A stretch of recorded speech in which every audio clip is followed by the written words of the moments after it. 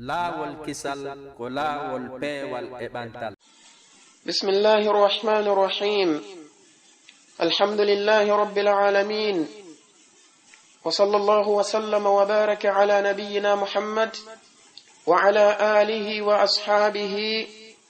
wa ala man tamassaka bi sunnatihi wa ihtada bi hadihi ila yawmiddin. Wa ba'd. إخوة الأعزاء مستمعي الأكارم، أحييكم بتحية الإسلام قائلا لكم السلام عليكم ورحمة الله وبركاته، وأسأل الله جل وعلا بأسمائه الحسنى وصفاته العلى أن يرزقنا الإخلاص والتوفيق، إنه ولي ذلك والقادر عليه. رأينجرني الله سبحانه وتعالى e yettimo kanko Allah subhanahu wa ta'ala e dow dendaningal nema ko kanko Allahu jalla wa ala o nemini en du'ani kenelaɗo Muhammadin sallallahu alayhi wa alihi wa sallam, kamɓe e dendaningal sahabaɓe maɓɓe ɓen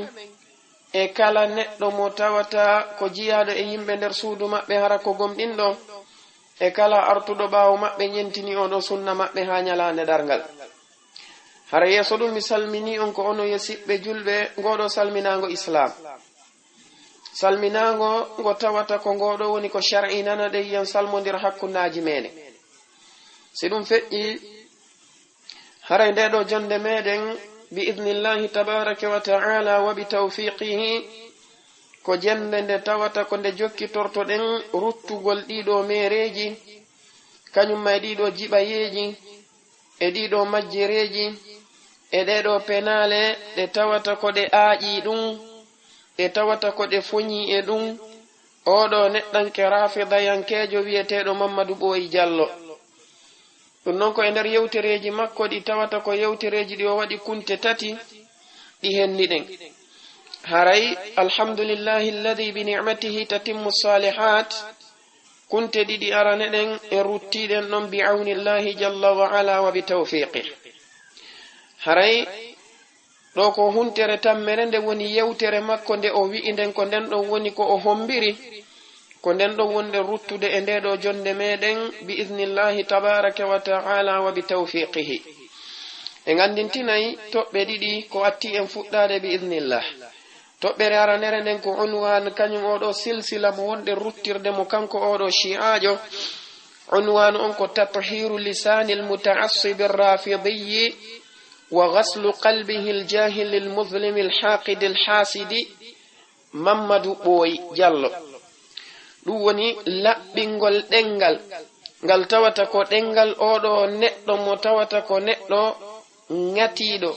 o dambi e ndeɗo majjere e ndeɗo niwre ko ko wiyete rafidayankaku, neɗɗo mo tawata ko rafidayankejo. laɓɓingol ngal ɗengal makko ngal tawata ko tunungal, ɗengal soɓungal, ɗengal saltiɗungal, e lootugol ndeɗo ɓernde makko nde tawata ko ɓernde majjunde hewnde tew ko wiyete majjere, ɓernde nde tawata ko hewnde tew niwre, ɓernde nde tawata ko hewnde tew ko wiyete ngayngu e konnagu, wonande ɓeɗo sahabaɓe nelaɗo alayhi salatu wassalamu ko ɓuri ɗuɗude e maɓɓe, kañumma e ko ɓuri ɗuɗude e sonnaɓe nelaɗo on sallallahu alayhi wa alihi wa sallam. haray hunde ɗimmere nde andintinten nden haray inchallahu jalla wa ala ɗatal ngal rewetengal e ruttugol mo ko ɗatal wowangal ngal. ɗum woni jentagol yewtere makko nden harana e wiw o wi'i o en jentonanen, sen jentike seeɗa rutten ɗum ɗon, itten duggungu tawata ko wongu ɗon ngun, ñorten niwre nde tawata ko wonde ɗon nden, ɓanginanen jama on fenande nden, kañumma e ɓaagale ɗen, kañumma e majjere nden bi idnillahi tabaraka wa ta'ala. aray eɗen jentade mo yehen e laawol ngol bi awnillahi tabaraka wa ta'ala. bismillahi rrahmani rrahim. allahumma salli ala muhammadin wa ali muhammad. musidɓe men tedduɓe, siɓɓe men e yiɓɓe men,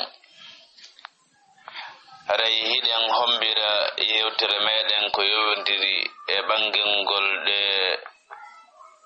nde mere nde o faala buumirde goonga. wi'u wondema nelaɗo hino toɗɗima Allah e nelaɗo hino toɗɗi Abubakri lonto ɓaawo maɓɓe en andi ɗum ɗon ko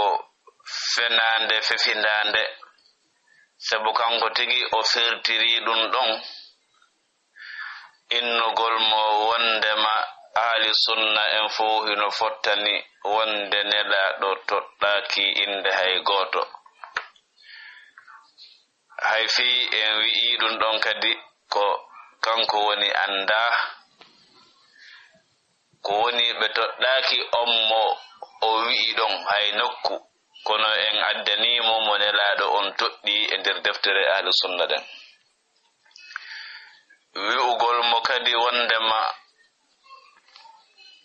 ko sahaba en fof faami e nder ɗin yewtereji ɗon wonde ko Abubakri haani ardade ɗum kadi fennirama tummodirgol ansariyankoɓe ɓen inna hino ɗaɓɓude ardotoɗo mofto julɓe mbawnelaɗo haaɓe inna joni menen hoorejo onon hoorejo andi wonde ɓen ɗon ko fenande ɓe famano ɗum ɗon firtiri wi'ugol mo ko fanda e falta wonde ko juhaye sabu juhaye on ko ɓayi awamu on noddaka ɗum kadi tawi ko fenande sabu tawgol Ali ibn Abi Talib wona o jeyaɗo e awamu o tawanoka ton Ammar ibn Yasir men Migdadu men Suhayb Rumi men ay Salmanu Farisi men Abu Dharr Ghifari men belden da modɓe howe sahaba en tawanoka ka saqifa ton ɓelle ko jeyaɓe e hooreɓe sahaba en donc haray juhaya on ɗon e andi ko kudeta maɗum ko wippagol ko jeeya maɗum ko fit ɓay ko ɗum sinnama ko newre waɗi e mum haray yarali no haniri yada e qur'ana e sunna amma ko siɓɓe julɓe haray ɗum ɗo taw ɗiɗo konguɗi ɗi tawata ɗi oɗo shi'ajo rafida yankejo ardini ɗo kongol makko aranongol ko kongol ɓangingol wonde ko yimɓe fenande nandi kamɓe tuma kala nde ɓe fuɗɗoto yewtere haray ko ɓe janna taw ko yoɓe daɗɗir fenande si ɓe fokkintina non ko waɗi aajagol makko kanko oɗo shi'ajo rafida yankejo o foño o wi'a wonde mimmi innimo Allahu on e nelaɗo alayhi salatu wassalam ko kamɓe woni ko toɗɗi Abubakri lonto ɗum ɗo ko fenande molanande ni ɗum mi wowlanali mo ɗum men haldali ɗum kadi ko wannon kamen joɗino ɗon kamɓe tigi ɓe andi kamɓe joɗinoɓe ɗon ɓe foppi hiɓe andi e nder ko men yewtayno kon ɗo yo men fuɗɗode ba on men wallinno shartiji ɗin min wi'i taw wonde yewtere amen nden nden ñanden koye toɓɓe ɗiɗi woni ko yiiloto nayo goto eggu e ɗin en ɗon toɓɓe ɗiɗi toɓɓere aranere nden min wi'i ko woni koyo ahli sunnati wal jama'a ɓangin ko honɗum woni dalilaji maɓɓe hollayɗi ɗin ko Abubakrin woni ko ɓuri handude e lontangal kamɓe shi'a ar-rawafida ɓe ɓangina ko honɗum woni dalilaji maɓɓe hollayɗi ɗin wonde ko Ali ibn Abi Talib woni ko ɓuri handude e lontangal koni me yewtiri amma wi'ugol makko wonde ko me yewtuno fi muɗum ko wi'ugol ko oɗo woni ko Allahu e nelaɗo on toɗɗi min mi joɗodata e neɗɗo mo tawata ko neɗɗo hara yewtere amen nden koye hoore ɗum woni yiilade ko waɗi enen ahli sunnati wal jama'a ko jogitiɗen kon ko anduɗen kon ka findeji meɗen e ka defte meɗen ko wondema Allahu tabaraka wa ta'ala e nelaɗo alayhi salatu wassalam ɓe toɗɗaki hay e goto tawa ko toɗɗande bi aynihi wonde si nelaɗo on feƴƴini alayhi salatu wassalam ko oɗo woni ko hani lontade idan madama enen ahli sunnati wal jama'a hiɗen andi ɗum ɗon tabita enen en joɗoto e jonde nde tawata ko perdugol tammen on e ɗum ɗum ɗo ko hollugol wonde o fenu ko aaƴande molanade amma yewtere makko ɗimmere ko o wi ko wonde kanko o ɓangina ni en ka defte sunna ka defte meɗen wonde nelaɗo on ko Ali ibn Abi Talib woni ko ɓe toɗɗi ɗum ɗo ko fenande ko waɗi ko honɗum o faala e wiwde o ɓangini goo ko oɗo hadisu dar ɗiɗi ko oɗo hadisu mo tawata ko hadisu Khadir Ghum sen ɗettiɗe ɗo hadisaje ɗiɗi alhamdulillahi ka yewtereji meɗen arani en ɓangini wonde ɗeɗo hadisaje hay hadise hay goto e majji ɓangina hadise hay goto e majji tindina wonde Allahu azza wa jalla e nelaɗon alayhi salatu wassalam ɓe toɗɗike Ali ibn Abi Talib radiyallahu anhu ko lontoɓe kamɓe nelaɗon alayhi salatu wassalam ɓawoɓe feƴƴinde. kono noon sen ndaari oɗo hadise e hoore muɗum ko waɗi noon si tawi en ndaari oɗo hadise e hoore muɗum hadisu daari ka Allahu azza wa jalla wiwnoɗon nelaɗon alayhi salatu wassalam wa anzir ashirataka al aqrabin Muhammad yaw jertina ɓeeɗo ɓe tawata ko gorol ma ɓurgol ma ɓattade ngol. ndaare moƴƴe Allah azza wa jalla ko wi ko yaw jertina na de yaw humpitaɓe wonde makko kaari woni ko lontoto ɗum kadi wana yaw jertina bi maana julɓe ɓen fuu o yaw jertina gorol ma ngol tawata ko ɓurgol ma ɓattade ngol. ɓa noon ɗum waɗi nelaɗo on sallallahu alayhi wa alihi wa sallama ɓe ari ɓe jertini ɓe ko honnum ɓe jertinirnoɓe kamɓe nelaɗo alayhi salatu wassalam eɗen anni oɗo shi'ajo ko hollata e wonde ko neɗɗo mere ko neɗɗo fenowo ko neɗɗo janfotoɗo o addani en on hadise mo tawata ko hadise mo ɓanginɗe lowgol muɗum wonde nelaɗo alayhi salatu wassalam ko ɗum ɗon woni ko ɓe jertinirno ɓeeɗo ɓe tawata ko gorol maɓɓe ɓurgol ɓattade ngol. o wi en hadise on no ka tafsir ibn Jarir at-Tabari kono bonki makko kin e jamfa makko kan imam ibn Jarir at-Tabari ka tafsiru maɓɓe ɓe jantike tawpiiji heewɗi ko nelaɗo alayhi salatu wassalam wadduno e banu Hashim kañumma e banu Abdul Muttalib ɗon si ɓe aroy noon ɓe janti on ɗon hadise mo tawata ko hadise mo sellawo ko fi honɗum kanko oɗo shi'ajo rafidayankejo o jantanaki en konko tawata ko ɗum ɗon nelaɗon alayhi salatu wassalam ɓe fewtuno ɓe makani ɓeɗo tawile ko ɗum ɗon ɓuri feppodirde e ko aya on ardi kon ko wa anzir jertin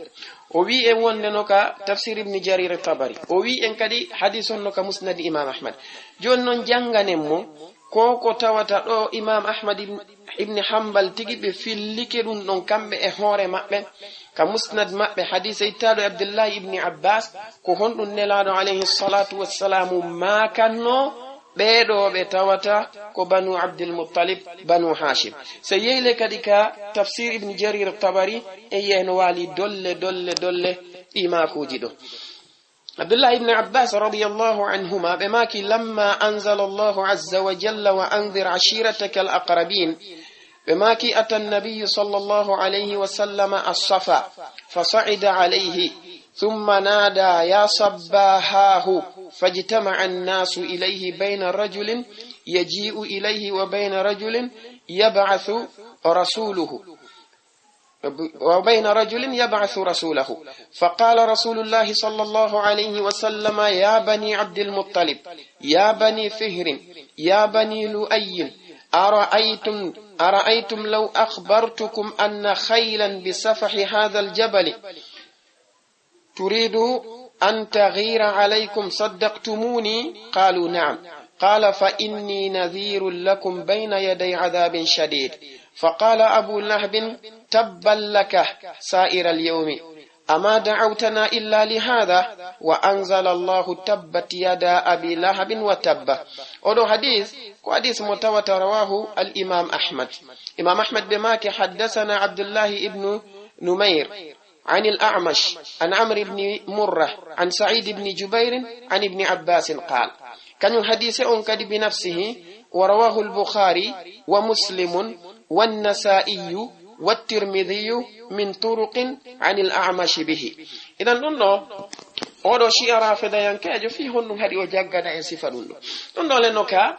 musnad imam ahmad noka tafsir ibn Jarir at-Tabari ibn Abbas ɓe makinde aya on tippino nelaɗo alayhi salatu wassalam ba Allah wi jertin gorol ma ɓurgol ma ɓattade ngol nelaɗo alayhi salatu wassalam ɓe seni ha ɓe ƴawi ka hoore safa on sati ɓe ewni ɓe ewni ke kamɓe nelaɗo alayhi salatu wassalam yimɓe ɓen ari mooɓi e maɓɓe hakkunde arɗo kañum tigi ma imminɗo goɗɗo goo inni yehi darana en ɓanon ɓe ari ha ɓe gayni nelaɗo alayhi salatu wassalam fewtuɓe ɓe maki ya bani Abdul Muttalib ya bani Fihrin ya bani Lu'ayyin أرأيتم لو أخبرتكم أن خيلا بسفه هذا الجبل سمي هم بتي أو وند بلت yimbe no do be tawata ko yimbe jawbe e hoore pucci wonbe e ngodo fello baawo ngode fello ben le kadi turidu an taghira alaykum hibe faandinde be arata be juha on be yana e hoore mom be haba on simi wolni on saddaqtumuni o gongi naylan holo dollan qalu be wi na'am men holotoma sabu non be andirabe fenan qala be maki fa inni nadhirul lakum bayna yaday adhabin shadid minkum jertino on dey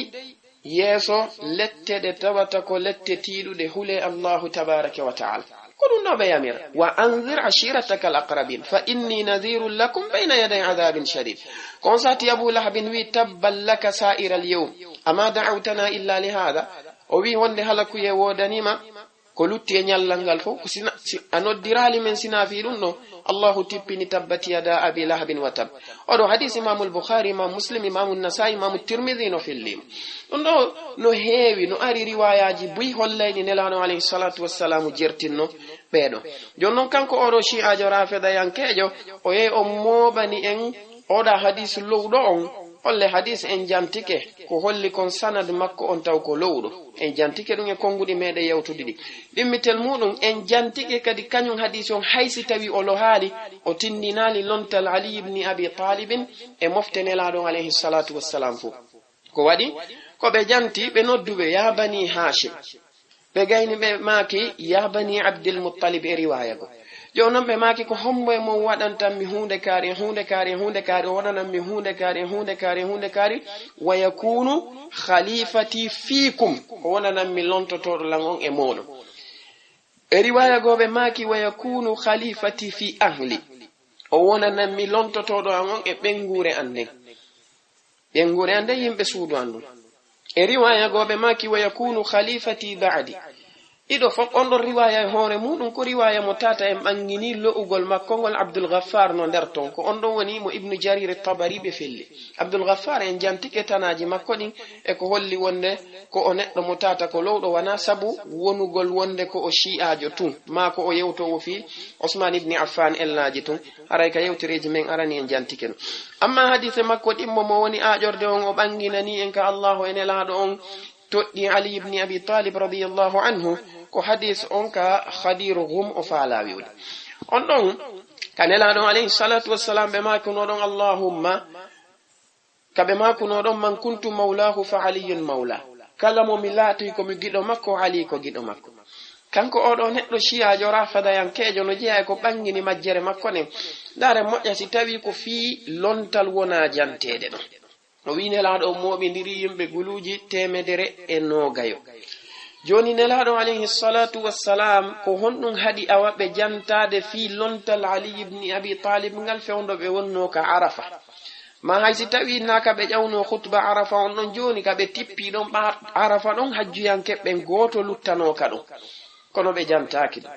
ɓe iwi ɗon few ɓe yalti e nder e saare makka nden few joni ɓe woni hakkunde makka e madina nokkure no ɗon no wiye khadir ghum nden ɗon ko saare wonde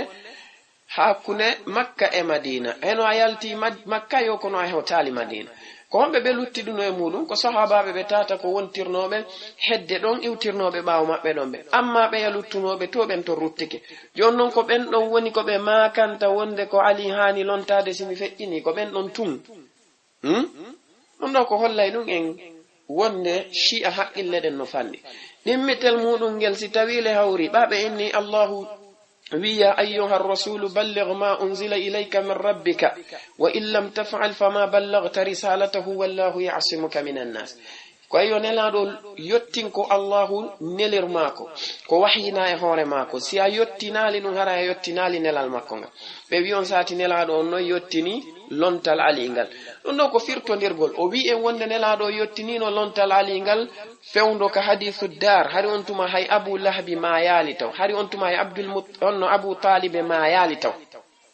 jon noon o wiya kadi ɗo Allahu wi'i lon yottin nelal ali ngal si tawi a yottinali ngal haray andude a yottinali tele ɓe yottinino to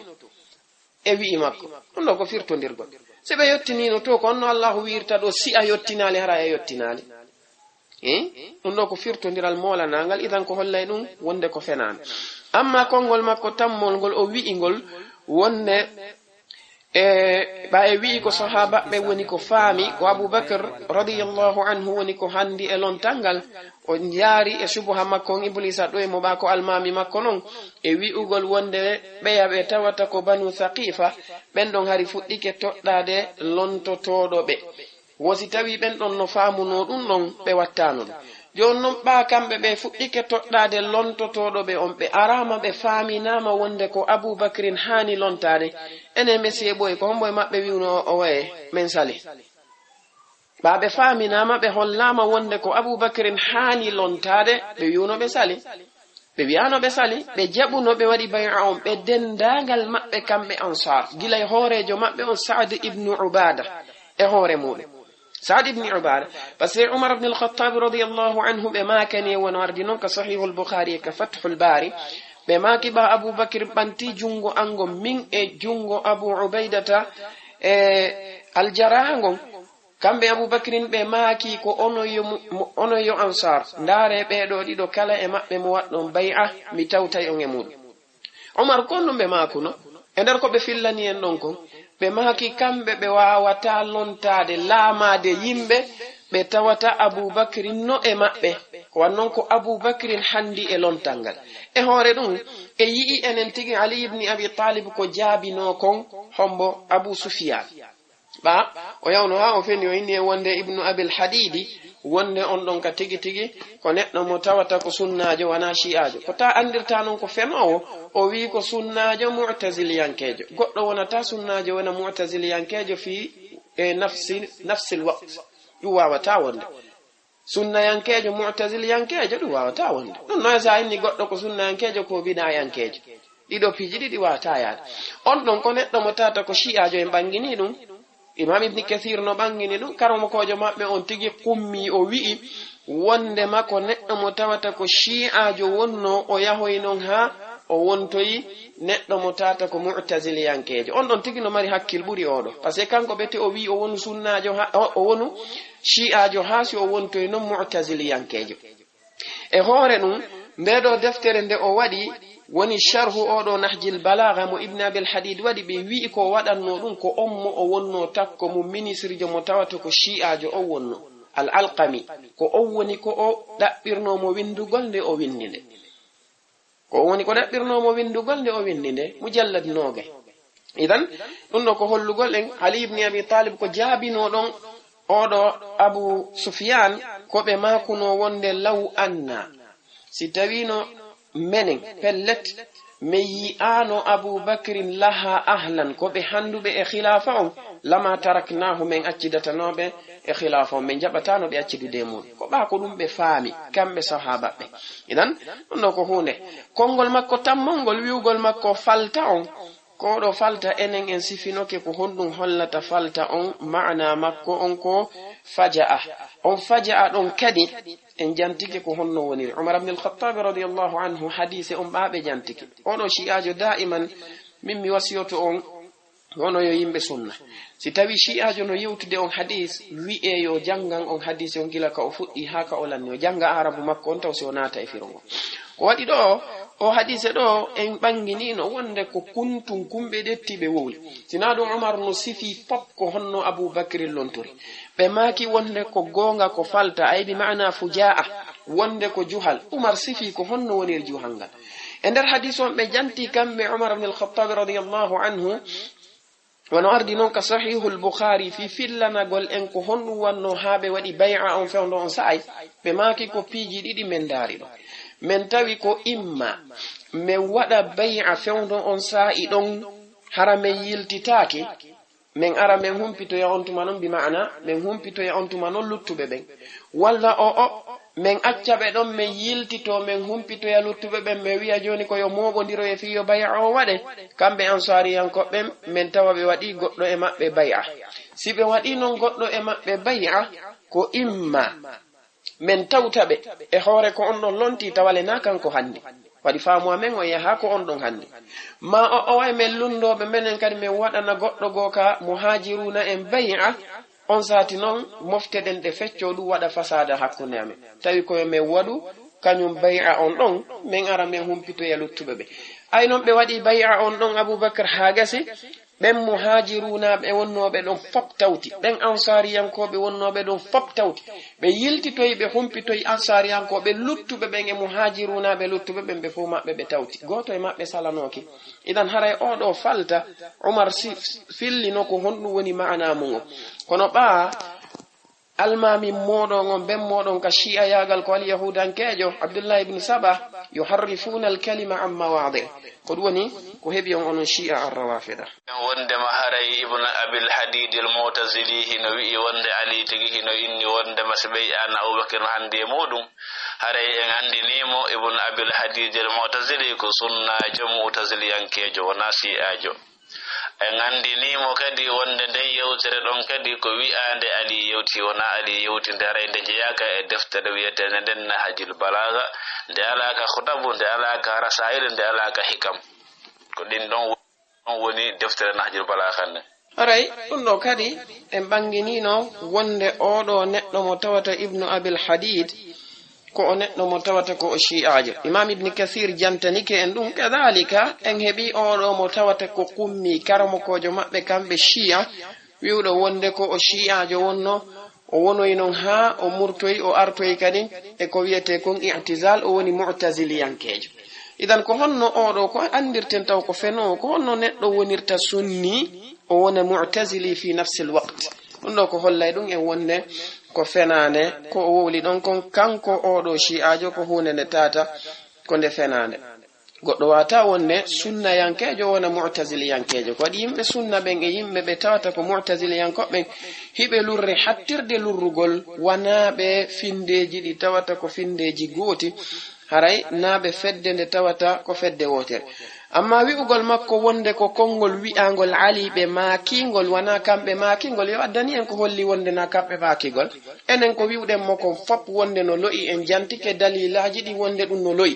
kanko kadi yo addan en ko hondum holli wonde dum no lo'i harana daragol tum inna wana gonga parce que enen hadisaaje de wi'uden bode sella en addi sanaduji ko hollata ko wonde sella en jantike kadi sabali ko hondum hadi sella joni kankadi yo addani en ko hondum hadi koko o woni e aajade do wona ko selli na'am o wawi famude kadi haray tawi imam ali aruma ko gollum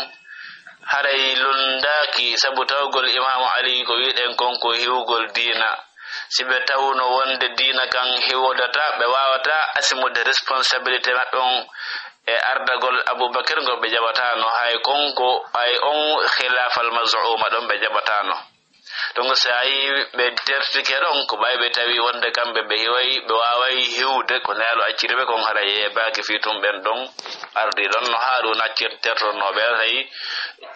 accido golbe e samiri accido golbe samiri yu be rewangare din de tawgol annabi Harun tawi ko dum don wawata heddinde diina annabi Musa kan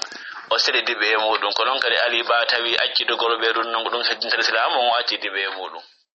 e dum do kadi ko hollay dum fenande nde kanko shi'aajo o andira daiman kambe be do yimbe shi'aabe ko yimbe be tawata diinuhum ko mabniyun ala shay'ain ko ala al-kadhib wal khiyana diina mabbe kanko mahi koy hore piiji didi ko fenande kanyum ma e jamfagol dare mojje o wi wonde Ali ibn Abi Talib radiyallahu anhu wo kambe ko be makiri dum haysi be maki ko be makiri si me yiwno wonde Abubakar handa e khilafa o men accidatano mo e mudu o ko be makiri dum ko fi hiwgol diina est ce que ngoldo kongol Ali ibn Abi Talib parce que ndo ko faala e wiwde ko wonde Ali ibn Abi Talib be maki ko tawata wanano parce que kanko wi Ali ko acciri ko fi hiwgol diina Ali ibn Abi Talib kambe be makido kambe wonde ko be acciri ko fi honno ko fi ko Abu Bakrin handi e muno enen la hiden jabi wonde sahaba be dendangal mabbe ko be udul be fu ko be nundube enen ko Ali ibn Abi Talib be maki kon anduden ko gonga amma kanko meter boyi ko o wi kon dum ko fenane no bando do kanko e hore makko mo fennude Ali ibn Abi Talib o wi Ali ko be acciri dum wo haysi be wi'i ko ngongol awa ko be makiri dum ko be acciri dum ko fi yo mofte den hiwo ko fiyo mofte den hiwo jon non kambe na dum be make hadison ka ali kambe be hulu haray abu sufyan subhanallah be hulamo parce be yewtino mo kongudi tidudi sibe addinunno be make sinano tawde menen me yi abu bakr laha ahlan lama taraknahu non laabi pos idan be do ko yimbe be tata daiman yatanaqadun sai kala sai allah jarribu raybe firto nirgol fennugol hore mum dimbitel mudungel dare mo ali ibn abi talib kalontal abu bakr be de'i kalontal umar be de'i kalontal usman be de'i joni non fewndo kambe be lonti tawi be wadanama bai'a joni ko fi honnun kambe e odo honno wiete muawiya ibn abi sufyan don kambe ali ibn abi talib be de'yano non ko paske don ko kambe handi e mudum be de'yano si tayle ko fi hiwgol diina kan ko fewndo on sai don diina kan hanano hiwede wadi kambe ali ibn abi talib baabe fe'ini radiyallahu anhu enen alabe aybinde ko non pellet hiden andi ali ibn abi talib ko sahabajo teddudo sahabajo mawdo joni al hasan kanu fewndo ali ibn abi talib shahindina al hasan lonti al hasan kambe tay ko kambe wonno ko lontoto kambe le handuno e lontangal kono kambe be tippiti be jonni hombo be jonni muawiya ibn abi sufyan fi hondum fi yo diina kan fi yo jijan julbe ben hiwe fi wata jijan julbe ben hibbe no fop ko honnu hari kanko shi'a jongo wowla dum ali ibn abi talib fewndo abubakar be de'i umar be de'i usman be de'i ko sabu harna kambe hande ono fewdo kabe handuno don be de'a parce que hibe marno gonga ko kambe tigi handuno e mudum kambe handuno e mudum Allah azza wa jalla yafo be wa yafo muawiya ibn abi sufyan be dendangal mabbe radiyallahu anhuma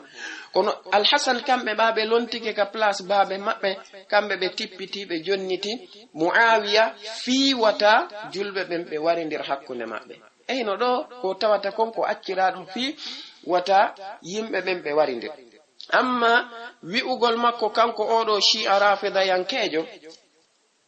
wonde dum no nandi e sifa annabi haruna ko acciduno e bani israila e ngari nin kon kanyum ma e samiri dum do ko hollay dum en wonde odo neddo taw o faama qur'ana mo nande hinde jangede kono anda bani israil samiri mo inani be ngari nin hagasi o darike o wi'ibe wonde inna hadha ilahukum dum do ko rewetedo modon onni wa ilahu musa e rewetedo annabi musa on fa nasiya annabi musa yejjiti rewetedo mudum on do badu wadi kanko samiri o hebi yogabe e bani israila dum kadi nabe fow yo yeltito e defte tafsir de ko be wi wonde bani israila feccino groupe tati groupe go tawti samiri groupe go tawti haruna groupe go dari be inni a wonde be innata ko rewetedo ni be innata na kanko ni ha annabi musa ara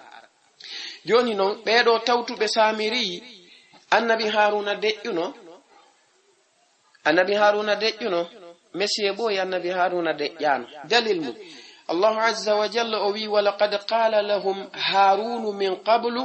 يا قوم إنما فتنتم به وإن ربكم الرحمن فاتبعوني وأطيعوا أمري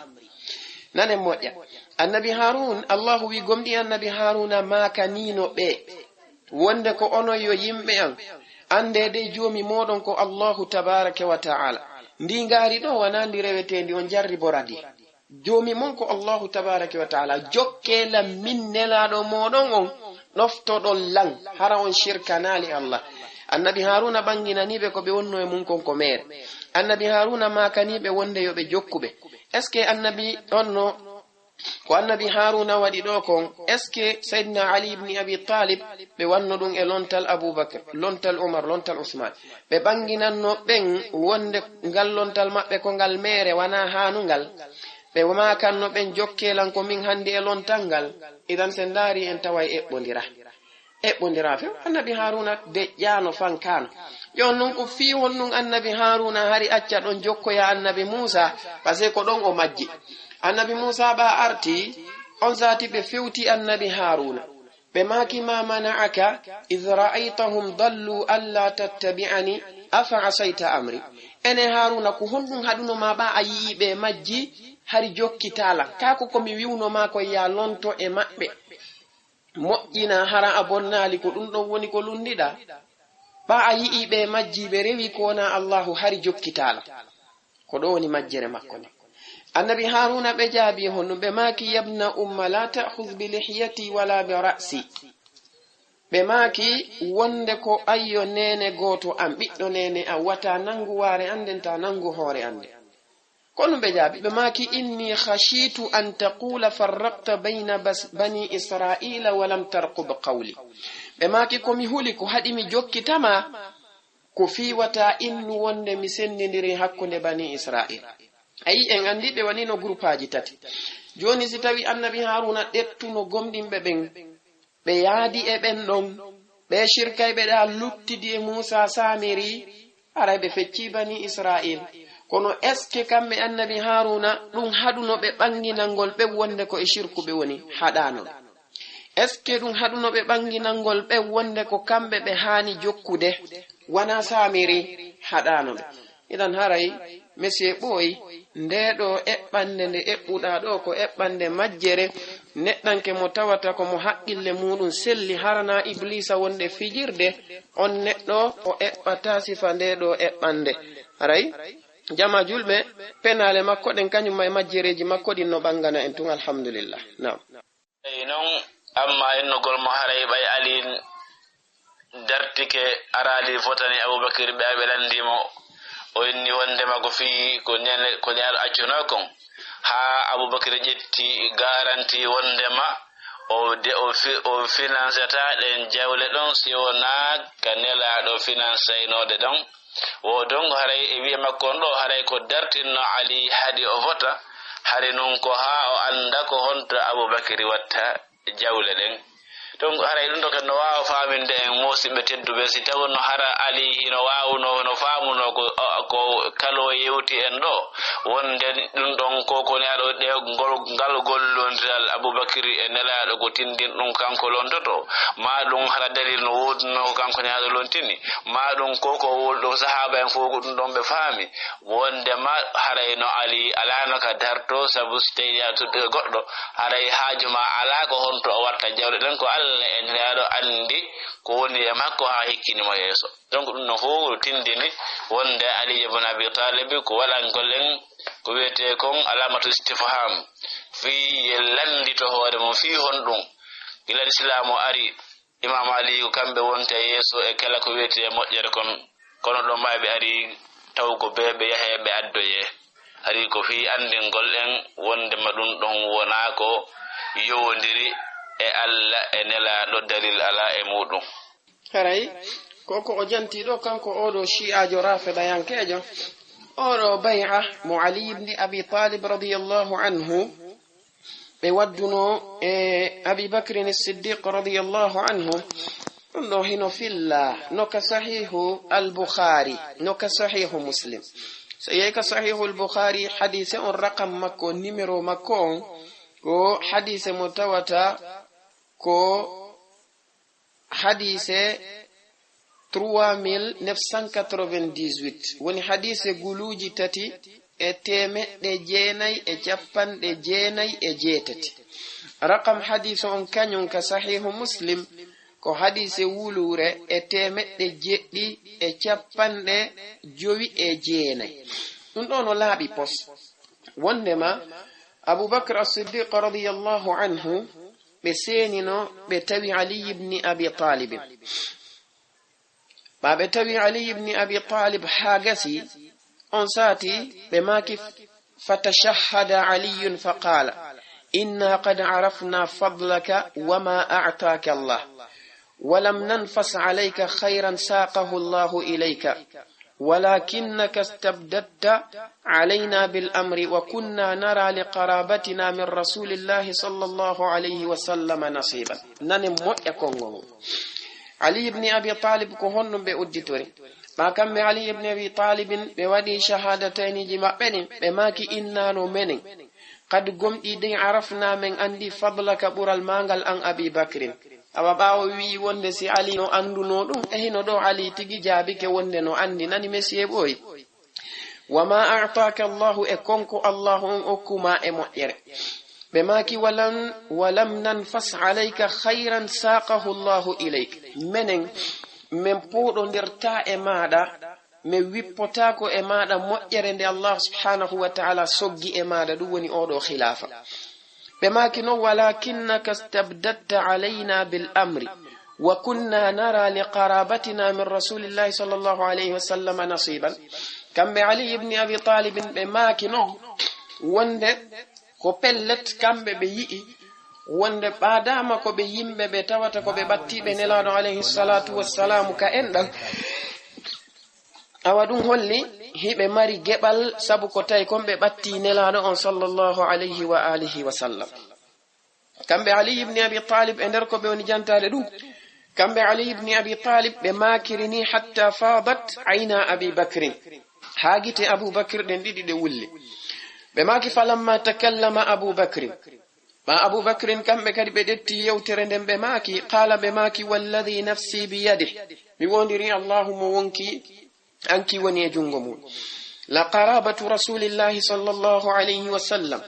ɓaɗodiraɓe nelaɗon alayhi salatu wassalam ahabbu ilayya ko ɓen ɓura yiɗede faade an asila nde mi tokkoto e maɓɓe mi jokko e maɓɓe mi moƴƴo e maɓɓe min qarabati edi ɓeɗo ɓe tawata ko ɓaɗodiraɓe amɓe ɓe maki wa amma alladhi shajara bayni wa baynakum min hadhihi al amwali amma non ko yani kon hakkunde an e moɗon onon ɓengure nelaɗon alayhi salatu wassalam e fiyakuji ɗeɗo jawle holli jaka Ali ibn Abi Talib ko ɓe landino geɓal ngal ɗa ko honɗum ko jawdi ndin Abubakrin ɓe maki amma ko yani kon hakkunde amen e moɗon e fiyake ndiɗo jawdi ɓe maki falam alu fiha anil khayri ko pellet mi raɓɓinɗintako e ndin jawdi ndi tawata ko ndi ɓe acci ɗon e fi moƴƴere walam atruk amran ra'aytu rasulallahi sallallahu alayhi wa sallam yasna'uhu fiha illa sana'atuhu mi accata kadi hunde fiyake hay goto mo mi yi'uno nelaɗo alayhi salatu wassalam no gollira ɗen jawle siwana ko pellet mi golliray kañum ɗeɗo jawle joni ndarenno oɗo shi'ajo rafida yankeɓe Ali ibn Abi Talib ɓe maki inna qad arafna fadlaka wa ma a'taka Allahu menen men andi ɓural maɗa ngal an Abu Bakri e konko Allahu okkuma kadi walam nanfas alayka khayran saqahu Allahu ilayk menen men poɗodirta e ma moƴƴere nde Allahu soggi ha o addinde e maɗa ɗum woni oɗo khilafa Ali ibn Abi Talib ɓe janti fi kañum jawle ɗen kamɓe e nelaɗo alayhi salatu wassalam ko ɓe ɓaɗodirɓe enɗan hiɓe handi e muɗum Abu Bakr as-Siddiq radiyallahu anhu holli ɓe wonde kala ka nelaɗo o watta jawdi ndin ɓe waɗayndi kandi hana waɗede ɗum ka ɓe yiwi nelaɗo on no wowi ndi wadde ɗum ɓaɓe maki ɗum fa qala Ali li Abi Bakr Ali ibn Abi Talib ɓe makani Abu Bakr ɓe maki maw'iduka al-ashiyata lil bay'a ɓe maki aw fodore nden fiyo mi waɗane bay'a ko kikiɗe فلما صلى أبو بكر الظهر رقي على المنبر كم أبو بكر باب جولي أو الظهر on sati be jawi ka hore minbar fatashahhada kambe Abu Bakrin be seedi wa zakara sha'na aliyin wa takhallufa be janti fiyake Ali kanyum e ko Ali wonno kon tawan arano ka wadugol be bay'a ay wa takhallufahu anil bay'ati wa uzrahu billadhi i'tadhara ilayhi kanyum e gantongo Ali ibn Abi Talib be hollingon kon woni gantongon wana fi angal jabugol ko Abu Bakr hande mudun e yi ko mushkila kanyum dondindim ثم استغفر وتشهد علي بما كي يسرون علي بن أبي طالب كم بتجي هور مأمن بسيدي فعظم حق أبي بكر بجنتي دموع بمونني فيها أبو بكر وحدث أنه لم يحمله على الذي صنعه نفاسة على أبي بكر بقول ون بلت kambe hadali be konko yani fawali be konko be wadi don nennagol mabbe wadugol Abu Bakrin bai'a wana podo ndirgol do e Abu Bakrin e fiyake o wala inkara lilladhi faddalahu Allah bihi wana le kadi pellet yeddugol konko Allah tabaaraka wa ta'ala urni be kambe Abu Bakrin e hore luttube be maki walakinna nara lana fi hadha al-amri nasiban woni tummenen mede yi anno hore amen wonde meden duwa hebude e odo fiyake gebal fastabadda alaina fawajadna fi anfusina fasurra bidhalika al-muslimun wa qalu asabta wa kana al-muslimuna ila Ali qariban hina raja'a al-amra al-ma'rufa ay rawahu al-bukhari wa muslim ndo ko hollugol en wonde makambe ali ibn abi talib ko pellet be tawtuno be wadani abu bakrin odo bay'a idan dun do ko ruttugol mo kanko odo shi'ajo e wi'ugol makko wonde ali ibn abi talib kanyum faamano wonde ko abu bakrin as-siddiq radiyallahu anhu woni ko handuno e dewanga hadise makko mo faala jabagol docteur Lamia ka docteur Lamia addi e nder defte ahli sunna den wondema nela imam ali hino maki ko min woni siddiqul akbar o wi kanko kalo nde yewtere nde ardi e laawi buy kono hino jeeya e laawol mo nden yewtere hewtiri ka tawata karamokoɓe woodi e karamokoɓe ahli sunna innuɓe ino e nder filliɓe hadise on tawɓe yewtere mum jokketake ma yewtere muɗum jaɓetake ɓe ɓangini noon kadi ko honɗum woni sabu angal jaɓede nde yewtere o wi hino toon neɗɗo tefaɗo ha tawi on ɗon ko si'ajo aray bone makko on fof ko tago ko si'ajo sen yirtake nde yewtere ɗo e wano ka yewtere kadi hadisu dar sifa nden yewtere kadi no ari sabu hadise on joli e laawi buy eno jeeya noon e laawol makko goo ka ibn ishaq neɗɗo no wiye toon abdul ghaffar haray ɓenni on ɗon kadi ko neɗɗo tuumiraɗo kadi wiyete kon wongol si'ajo sabu tawgol wonɓe tuumirimo ɗum ko mo windi deftere kono e nder deftere makko ɗen himo yewti probléme jiɗi Ousmane bun Affan wanno e nder lontamol ngal ɓeyndi ɓay o yuwi Ousmane ray oɗo ɓe tañini ɗum haɗa ko jeeyaɗo e siya yagal ɓe fellita kono ɓe tuumirimo ɓay wullogonga o ɓe wat bakaymo e siya donc oɗo kadi hino o inni ɗo wo haray on ɗon ko si'ajo ɗum ɗon haray waɗi ha yewtere makko jaɓetake kono si on yiltike e nder deftere ibnu hajar isqalani fi sharhi sahihi al-bukhari kamo qaddima makko himo wi'i wondema tampinta hadise lorrata hadise lo'inta hadise tawgol tun hino e nder filliɓe hadise o si'ajo donc si en yiltige ibnu hajar al-asqalani ɗon haray oɗo ko woni e yewtude kon fof oɗo on ɗon kenno yirbini haray karon koɓe sunna ɓen tigi haray si tawi probléme hadise ana siddigol ko baron go tawgol hino toon goɗɗo tuumiraɗo siya yagal haray karmakoɓe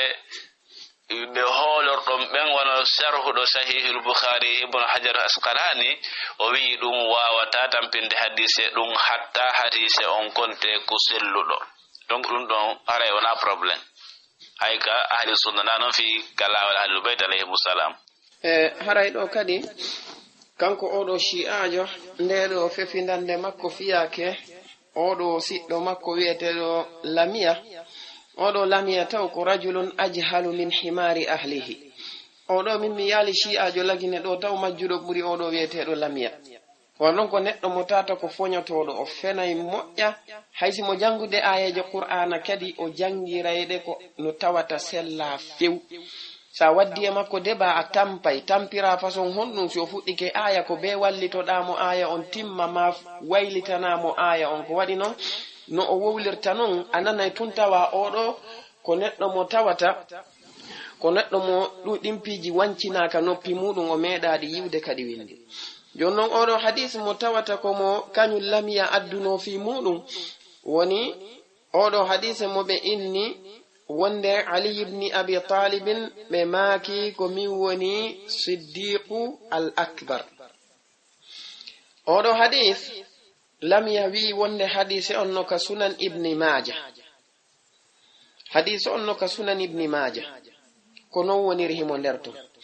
jon noon hadise on en jangga e mo ɗo ɓanginen hadise on ko honɗum lo'inimo waɗi noon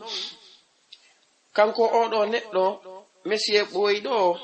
da'iman ko onon yo siɓɓe min penale makko ɗen hiɗe tampinanmi nane o wi womi inni tana hadise on fof ko ɓa neɗɗo goto no ɗon on ɗon ko shi'ajo ɗum ko fenane yiltite e yewtere an nden on tawa miɗo yewti ton ko tindini kon wonde hadise on ko o lowɗo wana tana fi neɗɗo goto no ɗon ko o shi'ajo ɗum kadi mi fillitoto ɗo kadi mi ɓurta ɓanginde awa ko honɗum lo'ini hadise o wana fi on neɗɗo shi'ajo ɗon tun woni ko lo'ini hadise on taw mi ɓangina ko lo'ini hadise on joni wallinen on neɗɗo shi'ajo ɗon o wona ka sera wannan on ɗon neɗɗo shi'ajo e hoore muɗum no wodi karmokoɓe ɓe tawata ko makuɓe wonde on ɗon ko o siqa on ɗon mi yi'ali karmokojo hay e goto mo tawata ko lo'inirɗo hadise on sabu on ɗon ka hollugol wonde oɗo monsieur ɓoyi ɗo ko neɗɗo fenowo joni noon en jangay ɗo hadise on adden kadi ko fi honɗum lo'ini hadise on bi gaddi nazari ani rajuli ash-shi'i heno hadise on se yeyi ka sunan ibni maja e ndaroyi ka fadlu aliyin raqam hadise on numéro makko on ko 117 ɓe wi haddasana muhammad bun ismail arrazi haddasana ubaydullah bun musa أنبأنا العلاء بن صالح عن المنهال عن عباد بن عبد الله قال علي أنا عبد الله وأخو رسوله صلى الله عليه وسلم وأنا الصديق الأكبر لا يقولها بعدي إلا كذاب صليت قبل الناس ل7 سنين. ono hadith ɓe wi wonde Ali ibn Abi Talib ɓe maaki min komi jiyaɗo Allah min komi miñannelaɗo alayhi salatu wassalam komi woni gonguɗo ɓurɗo mawnude on wowlata ɗum ɗon ɓaawo an siwana neɗɗo mo tawata ko o fenowo min mi juuli ko atti yimɓe ɓen duuɓi jeɗɗi joni noon oɗo hadith aren ko honɗum lo'inimo. قال ابن كثير إمام ابن كثير بماك في البداية والنهاية كالبداية والنهاية ما بك جزء تم كفصل أول من أسلم من مقدمي الإسلام والصحابة وغيره. كم إمام ابن كثير بجنتي كان كونغول بماك حدثنا عبيد الله بن موسى حدثنا العلاء عن المنهال ابن عمرو عن عباد بن عبد الله سمعت عليا يقول أنا عبد الله وأخو رسوله وأنا الصديق الأكبر لا يقولها بعدي إلا كذاب بودي زيادة مفتر صليت قبل الناس ب7 سنين. إمام ابن كثير بماك وهكذا رواه ابن ماجه عن محمد بن إسماعيل الرازي عن عبيد الله بن موسى وهو شيعي ko oɗo non woni shi'ajo oɗo Ubaydallah ibn Musa ko oɗo woni shi'ajo seede wana oɗo lo'ini hadise on ɓe maaki wonde min rijali sahih oɗo ko jeyaɗo e min rijali sahih ko ɗum ɗon woni ko o wonno wiwde ko wonde Hafid ibn Hajar al-Asqalani ɓe maaki lorrata sanad si tawi neɗɗo ko o shi'ajo ɗum wana shi'a ɓen ɓe fof en aroya kadi jabagol mo ko Hafid ibn Hajar ɓe janti kon ka nukhbatul fikar ka hollugol mo wonde kongol Hafid ibn Hajar ngol to so yehi ka nukhbatul fikar o yi'ay ko fensitingol kamɓe hiɓe janti fi yimɓe bid'a ɓen ɓe waɗi ɓe pecce ɗiɗi taw go on ko mo tawata bid'a makko on ko heferɗinɗo e mo tawata bid'a mun on na heferɗinɗo on mo tawata bid'a makko on na heferɗinɗo kadi ko noddowo e bid'a mun on e mo ala noddude en aro e ɓanginande mo ɗum ɗon ka jabagol mo e ngol ɗon konngol inchallah. joni noon ko oɗo neɗɗo woni shi'ajo oɗo na sabu makko lo'ini hadise on ko wannon ko jeyaɗo e min rijali sahih. joni noon ɓe maki anil Ala ibn Salih al-Azadi al-Kufi ɓe maki oɗo kadi wathaquhu karmo koɓɓe maki oɗo ko o thiqa ɓe maki walakin qala Abu Hatim kana min ittiqi ash-shi'a ko jeyanoɗo eɓe shi'a rinɗini ko ɗum ɗon ɓe janti ɓe makali wonde ɗum ɗon no lo'ini mo kanko oɗo ko woni ɓe maki wa qala Ali ibn al-Madini ɓe maki wonde rawa ahadisa manakira ɓe maki ko woni tun oɗo mo tawata ko al-Ala ibn Salih al-Azadi al-Kufi ɓe maki kamɓe Ali al-Madini wonde oɗo fillike hadisaje ɗe tawata ko faytiniɗe moƴƴa idan oɗo mo tawata ko Ubaydallah ibn Musa oɗo ko o shi'i jeyaɗo min rijali sahih na sabu makko lo'ini oɗo hadise few sen ari e oɗo neɗɗo mo tawata ko Al-Ala ibnu Salih al-Azdi al-Kufi ɓe maki oɗo wasaquhu ɓurɓe ɗudde karmo koɓɓen kamɓe ɓe maki ko o siqa ko woni tun Ali ibn al-Madini ɓe maki wonde o fillike hadisaje ɗe tata ko ɗe manakir oɗo kadi e hoore muɗum hiɗe wawi fankude fi makko few wi'en joni awa kanko o loyinali hadise o iwen ɗo wa amma shaykhuhu Abbad bun Abdillahi wa huwa al-Asadi al-Kufi jonon oɗo wi'uɗo on o naniri Ali ibn Abi Talib oɗo woni cerno kañum oɗo wiyeteɗo Al-Ala ibn Salih ɗum woni Abbad ibn Abdillahi al-Asadi al-Kufi jonon ko oɗo woni tana ko oɗo woni poson hadise on fu oɗo qala fihi Ali ibn al-Madini huwa da'ifu al-hadith oɗo ko o lowɗo hadise o jaɓantake وقال البخاري فيه نظر إمام البخاري بماكي أولونو إماكو كندارتي إمام ابن كثير بماكا نينو وند إمام البخاري كمه ko ɓuri tiiɗude e konguɗi maɓɓe jarhu ko ɓe jarhirta neɗɗo kon ko si ɓe inni fihi nazar haray on ɗon kan imamul bukhari ɓe hattinanimo few oɗo ko hadise ɗon ko neɗɗo mo tawata ko o neɗɗanke mo andanɗa hoore ma ko o lowɗo hadisaje makko ɗen ɗe jaɓatake ɗum ɗo ko hollay ɗum en wonde ko oɗo woni poson hadise on haray mesiye ɓooyi wana o shi'ajo dowga woni poson hadise on ko oɗo Abbad bun Abdillahi al-Asadi al-Kufi fi kala karmokoɓe mon boyi no ɗettamo nde wonde ɓe waylitira mo Abbad ibn Abdillahi buni Zubair ɓe sikka ɓen ɗiɗo ko ɓe gotum na ɓe gotum ko waɗi noon ka tarjama maɓɓe o waɗa ɗon heɓe waɗana tarjama ta ko safha goto Hafid ibn Hajar waɗani ɓe tarjama ɗum ko honto ka tahzibu tahdhib ko safha goto ɓe waɗani Abbad bun Abdillahi ibn Zubair kanyumma e Abbad ibn Abdillahi al-Asadi tarjama maɓɓe on koye safha goto waɗa hollugol wonde ko yimɓe ɗiɗo ɓe tawata ko yimɓe sertuɓe idan ko oɗo woni toke kanyum oɗo hadith ko oɗo woni tana hadith o sen iwi ka imam ibn Kathir e yeyi ka imam Shawkani kamɓe kadi e deftere maɓɓe wetende al-Fawaidul Majmu'a kamɓe e hoore maɓɓe ɓe addani en fiyake oɗo hadith ɓe maki wa fi isnadihi Abbad bun Abdillahi al-Asadi ɓe maki wa huwa al-muttahamu bi wad'ihi ko oɗo woni ko tumira fenugol wallina oɗo hadith ay ɓeɗo kadi holli en naɓe yatu fof idan mo fena wenna ko ɓawoɗa ko shi'ade imam Shawkani tigi holli en wonde ko oɗo tumira fenugol daɗɗa oɗo hadith kamɓe kadi ɓe addi wa qala ibn al-Madini da'ifu al-hadith oɗo ko lowɗo hadith ɓe maki wa zakarahu ibn Hibban fi thiqat imam ibn Hibban kañum no maki ko o thiqa fof non kala anduɗo hadith foti hara koye honto tigi de o jeeya e feddeji ɗin no anni imam ibn Hibban ɓe mari tasahulu molanaɗo e waɗu ka tawthiq maɓɓe bi ma'ana ka waɗugol goɗɗo wonde oɗo ko o insana adl neɗɗo nunɗuɗo hiɓe mari welsinare molanade e muɗum ko ɗum waɗi ɓurɓe ɗuɗude walla no ɗuuɗi e yimɓe ɓe imam ibn Hibban ɓe maki ko ɓe thiqa tawa wanaɓe ɗum ɗum waɗi kamɓe imam ibn Hibban ɗo karmokoɓe hadise luttuɓe ɓen lundiɓe e fiyake oɗo neɗɗanke ɓe maki wa qala fi al-mizani hadha al-hadithu kadhibun ala aliyin ɓe maki oɗo hadith ko hadise mo tawata ko o fenandejo ni e hoore Ali ibn Abi Talib ɓe maki wa qad akhrajahu al-Hakim fi al-Mustadrak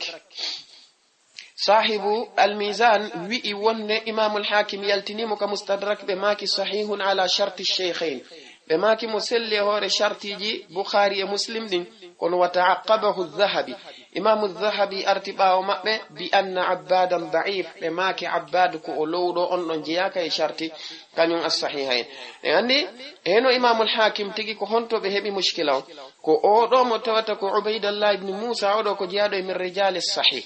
kamɓe noon imamul Hakim ɓe ɗetti ɓe wi ala sharti as-sahihayn ala sharti ash-shaykhayn tawi noon oɗo Abbad ibn Abdillahi al-Asadi e yi imamul Bukhari ɓe maki wonde ko o neɗɗo mo tawata ko o fihi nazar imamul Bukhari ɓe makata goɗɗo fihi nazar ta on ɗon ko jeyaɗo e min rijalihi ko ɗum waɗi si imamu Dhahabi arti ɓawo ɗon ɓe maki ɗum ɗo ko faljere nde imamul Hakim ɓe falji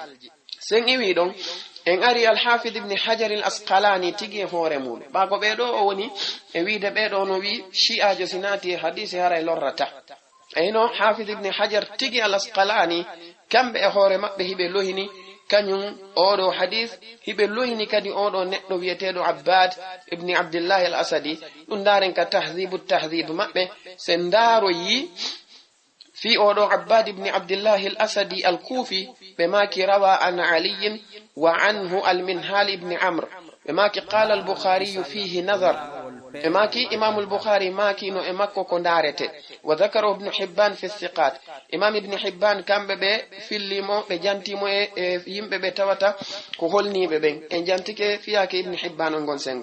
بماك قلت ميوئي من وقال ابن سعد له أحاديث وقال علي بن المديني ضعيف حافظ ابن حجر بماكي وند وقال ابن سعد إمام ابن سعد بماكي له أحاديث ممري حديثات وفلي وقال علي ابن المديني ضعيف الحديث بيدو ماكي وندك أولود حديث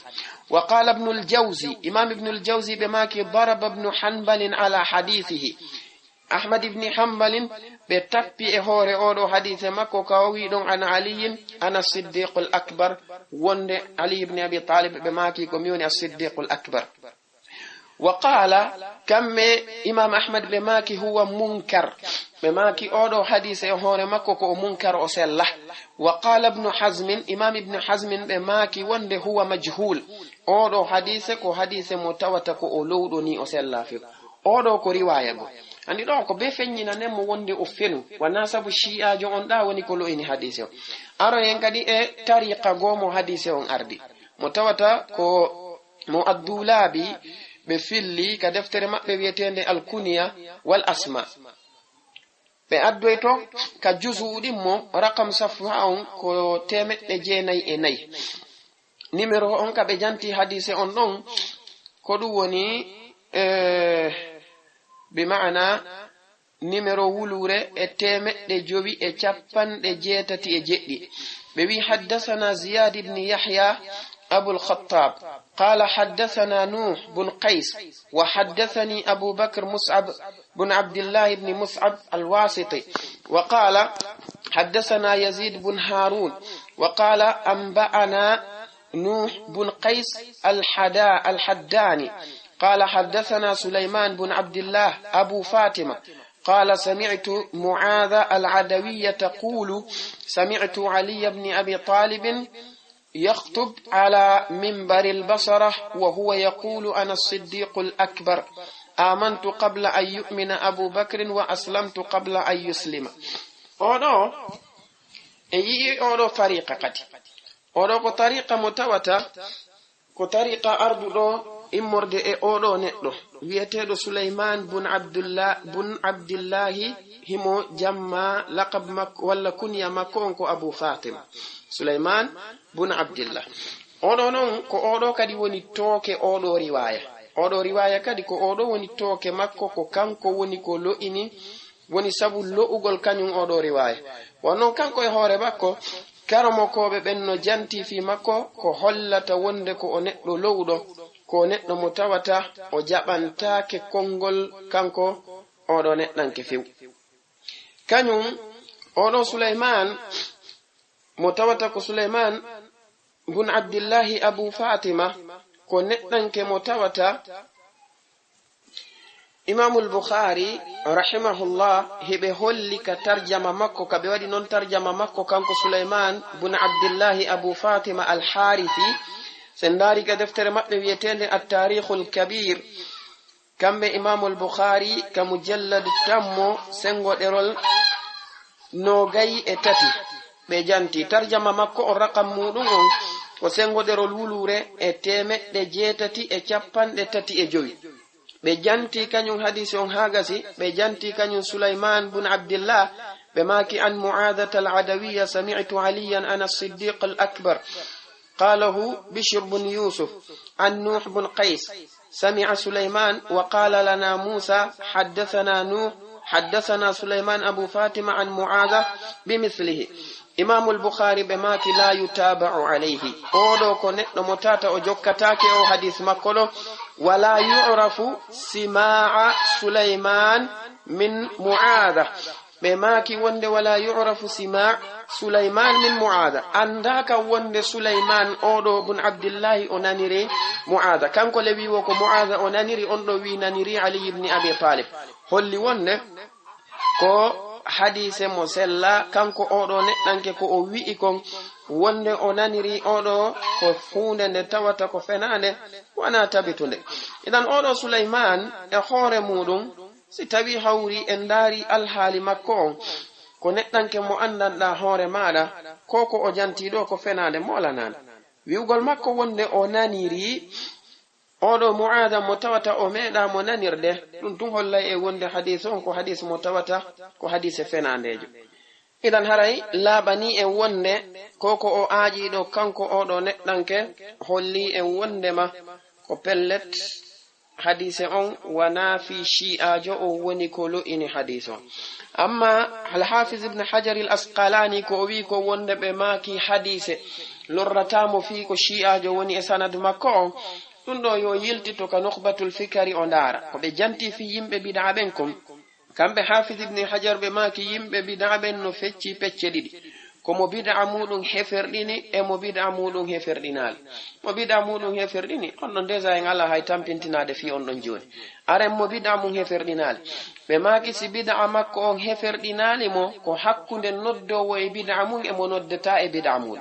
si tawi neɗɗo on nodday e bid'a makko on ɓe maaki ko ɓuri sellude e konngudi karmo koɓɓen on ɗon o jaɓantaake hadis ko wannon o fenay fii yo o tiiɗin bid'a mo woni noddude e mum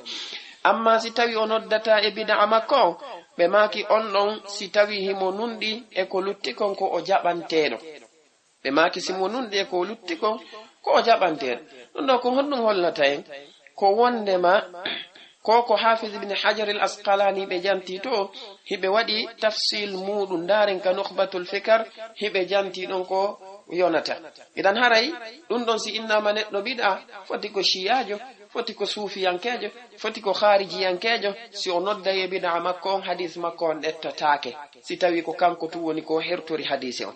amma non si tawi hawri o noddata e bid'a makko tayo ala ellaji go haday dimo ettanede hadith makko no dette idan haray dum do kadi ko fenande ne kambe shiya be medettata be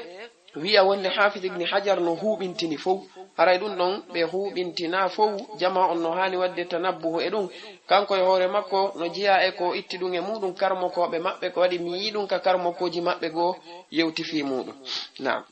amma tarjama Abdul Ghaffar wi'ugol makko wonde on don ko ba ko tumirado shiya wobe holaki kadi ko shiyajo ko dullo inni on hadith dar don haray en jantinoke ko hoddu karabo ko be lo'iniri mo harana fi wi'ugol makko wonde Usman no mari ellaji kala fala do yiltito e yewtere meden aranere den ka jittuden non fi odo hadithud dar na'am wonde ma bay docteur Lamin aggi hadise on no o joliri non ton wonde man ya Imam Ali maki wonde mi juuli di enelaado duubi jeddi tay goto ala julde o wi dum don wona gonga dum wawata sellude kono honto dalil makko on dum wawata sellude o ala hadise fennude dum o ala aya qur'ana fennude dum o ala dalil hay goto fennude dum simo jogi yo addu dalil ar qur'ana ma sunna bay odo ko windi e bindol o addi donc haray ɗum ɗo siɓɓe julɓe mi tanjini goto kala e meɗen nani ko yewtaɗo kon fiyake hollugol wonde oɗo hadise ko ko fenandejo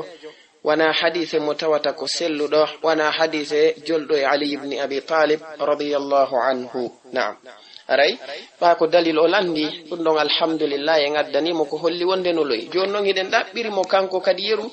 ko addanɗen mo ko o wi ko no lo'i yo o waɗira ni en ni o démontrirana en ni wonde ɗum koko lo'ino naam yeddugol hunde innugol ɗum haɗay ko hondudo amal islam ko hondudo ɓe naati hiɗon andi konngol ko wiyete kon as-salatu taho ko konngol wodunongol ado julde ser'inede donc haray konngol ngol ɗo ya yeddugol taw faami ko honɗum e ma'ana salatu woni ko faanda ɓayino yewtere nden ɗo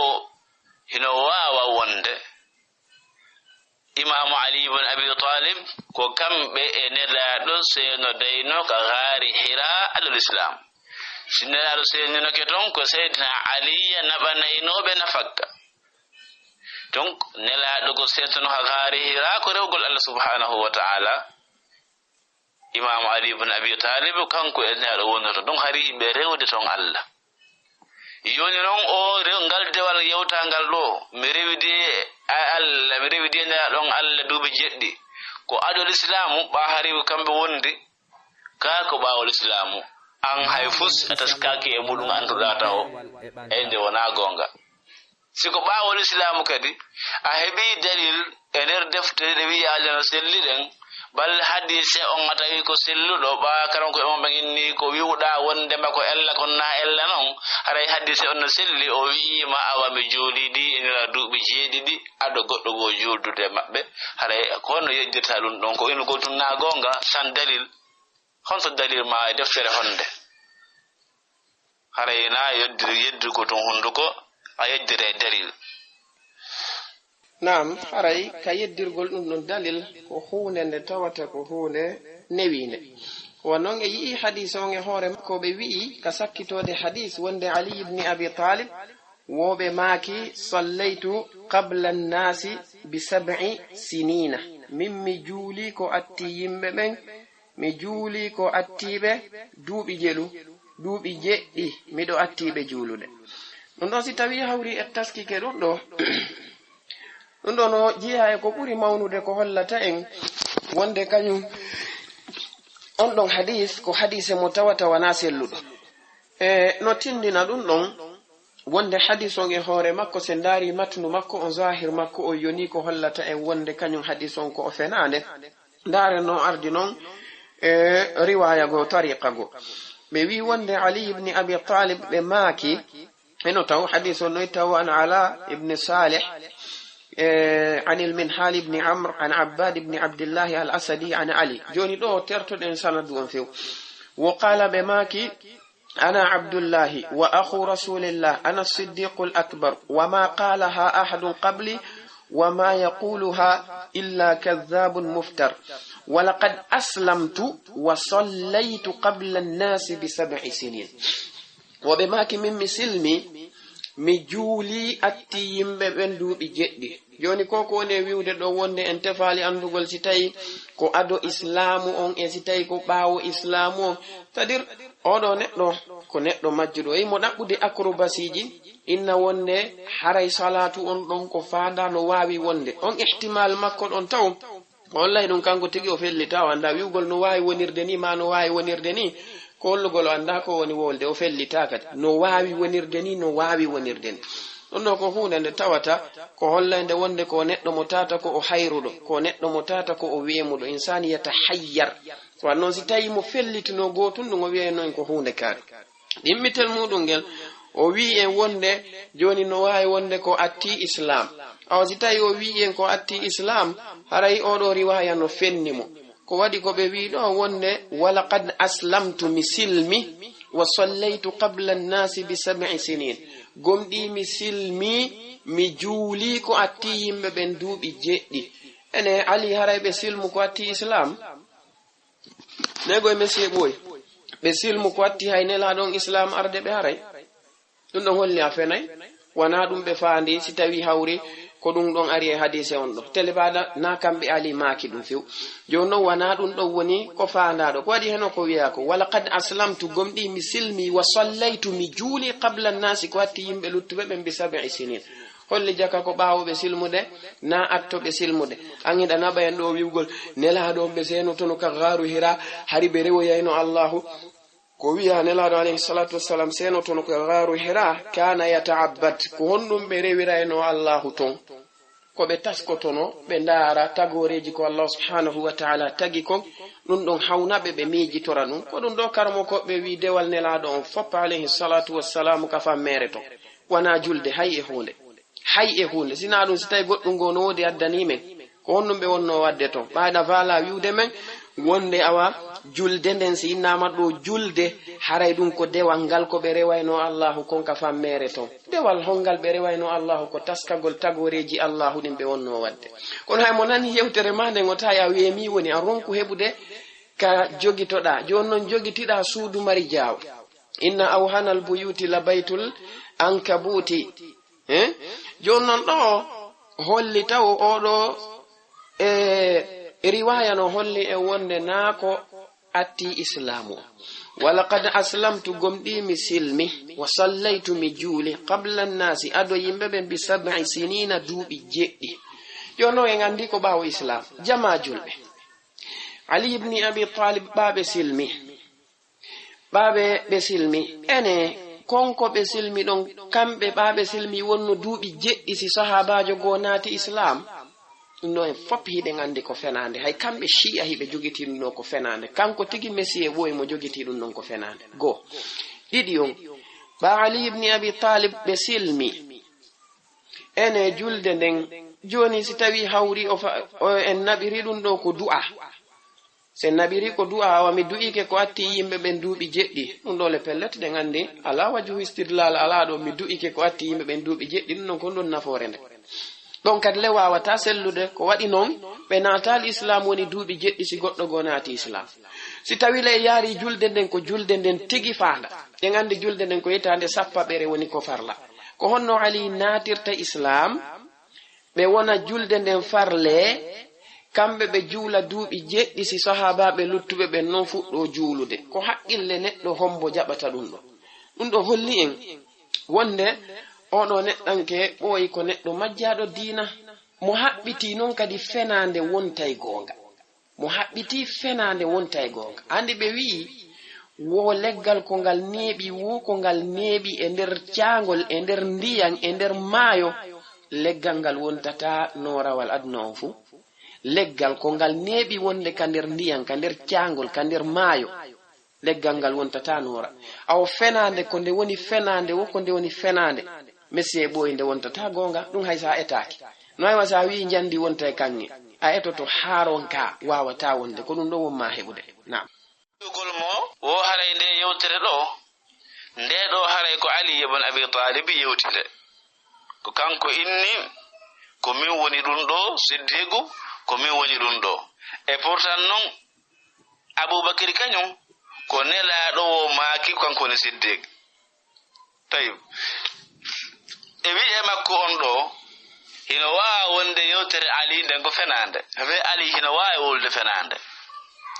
aray ko nelaɗo woni gonga ali noon no wawi wolde fenande par ce que oɗo min ni on ko majjere e ngaygu e raɓɓiɗugol gandal e bereɗe wuytiri ɓawo makko sina ɗum ali ibn abi talib mo deftere bukhari nden tigi wi'i wonde ma ɓaytillike eniraɗo meɗen muhammadin sallllahu alayhi wa alihi wa sallam faman hajjaka fihi min ba'di ma ja'aka min al-ilmi faqul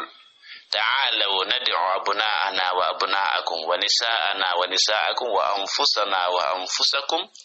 thumma nabtahil fanaj'al la'natallahi 'ala al-kadhibin kala winjuɗo ma fi annabi isa ɓawo ko arma e gandal ko innuɓe yoɓe aru men nodda ɓiɓɓe amen ɓen noddon ɓiɓɓe mon ɓen men nodda rewɓe amen ɓen noddon rewɓe mon ɓen men nodda wonkiji amen ɗin nodda wonkiji mon ɗin on sayi huɗidiren toroɗen kuddi allah yo wonu e kala adam fenowo e fi firtugol on aya ɗon sahihul bukhari de to sunna ɗen e defte shi'a ɗen wi'i wonde nelaɗo ko ƴettuno ka abuna ana ka ɓiɓɓe amen ɓen ko alhasana wal husain allahu akbar nelaɗo acci sayda zahara yaltuɗo e maɓɓe direction ɓe maaki ko alhasana wal husain woni ɓiɓɓe amen ɓen ɗum woni ɓiɓɓe ɓen ka l'islam représentuɗo kala ɓiɗɗo tabituɗo e nder konngol la ilaha illallah muhammadu rasulullah ɗo ko représentugol diina kan kala ɓiɗɗo tabbituɗo e nder konngol la ilaha illallah muhammadu rasulullah nde ñande ko alhasan wal husayn wonno représente ɗum amma kani sa'ana rewɓe amen ɓen neɗaɗo jogino ɓey nguuli ko yata jeenayo kono ɓe ƴettali ɗon hay gooto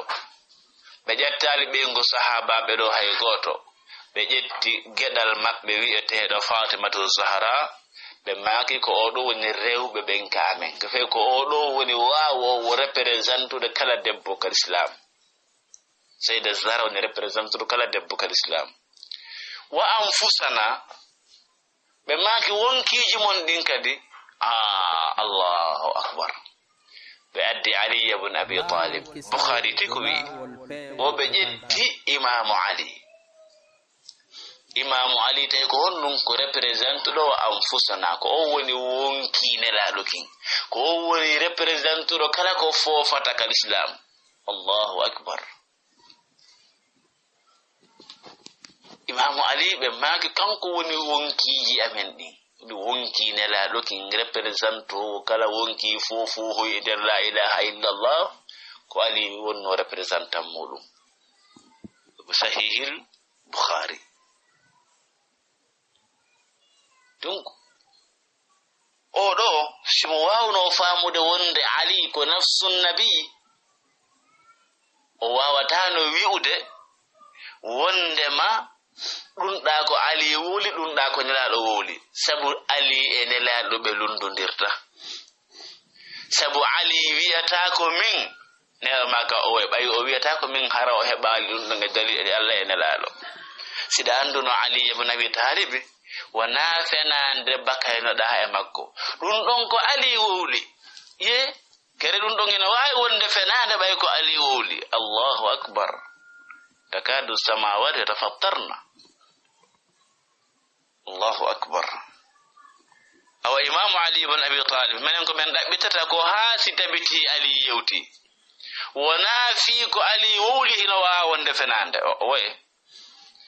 menen ali ko jeeyaɗo e ahlul bayti alladina adhaba allahu anhum rijsa wa tahharahum tathira ko jeeyaɗo e yimɓe bela bon annabanka ko ɓe allahu wol laɓɓini pottiniɓe kala ko tawata ira humidirta tagoɗon e tagore nden hare ali ko laaɓuɗo laɓɓuɗo mo wowlata ko hina goonga i tabiti o wi'i ɗum haray hino selli amma kawñiɗo haray ko ɗon non woni mushkila on ko tabitali woni ali ibni abi talib ɓe maakiɗo menen ahli sunnati wal jamaa min sikkitaki ali ibni abi talib menen ka amen as-sahabatu kulluhum ko ɓe udul mesieboyi sahaba ɓe fop ko ɓe nunɗuɓe menen kamen ala sahabajo mo menen men dambata fenande e muɗum ali ibni abi talibin ko nunɗuɓe ka amen kamɓe ali ibni abi talib menen hasha lillahi yo men siforɓe makugol ko wona gonga hasha lillah amma wi'ugol angol wonde ko ali ibni abi talib woni ko maaki ɗum maana muɗum aboubacrin kamɓe ko nelaɗon alayhi salatu wassalam makani ɓe ko hollugol o wonde par ce que si tawi en ɗetti hadis on hara joni en wi'i o selli awa ali ɓe maaki joni ali ibn abi talib ɓe makali nelaɗo on maaki ko min woni kaari ɓe maaki ko min woni kaari joni noon no anda wonde ali ibn abi talib ko neɗɗo tippitiɗo moƴƴa kamɓe ali ɓe wata ƴewde hoore mimbar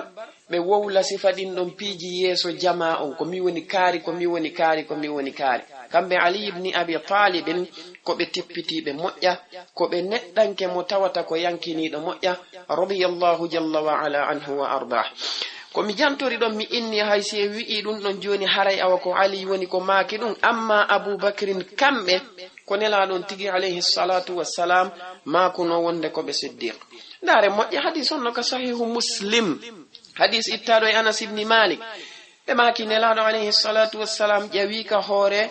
fello uhud miɗo andi a ara e hadise on joni wannon mi heɗinokema hadise on o ara e makko joni bi idnillah wondema nelaɗo alayhi salatu wassalam ɓe ƴawi ka hoore uhud kamɓe aboubacre e umar e ousmane ɓe maaki ɓa uhud memminike nelaɗo maaki alayhi salatu wassalam uhud deƴƴu innama alayka nabiyun wa siddiqun wa shahidani andu ko ni hore ma ko annabajo e gongudo e yimbe be tawata ko yanbe shahidi dido yanaybe shahidi dido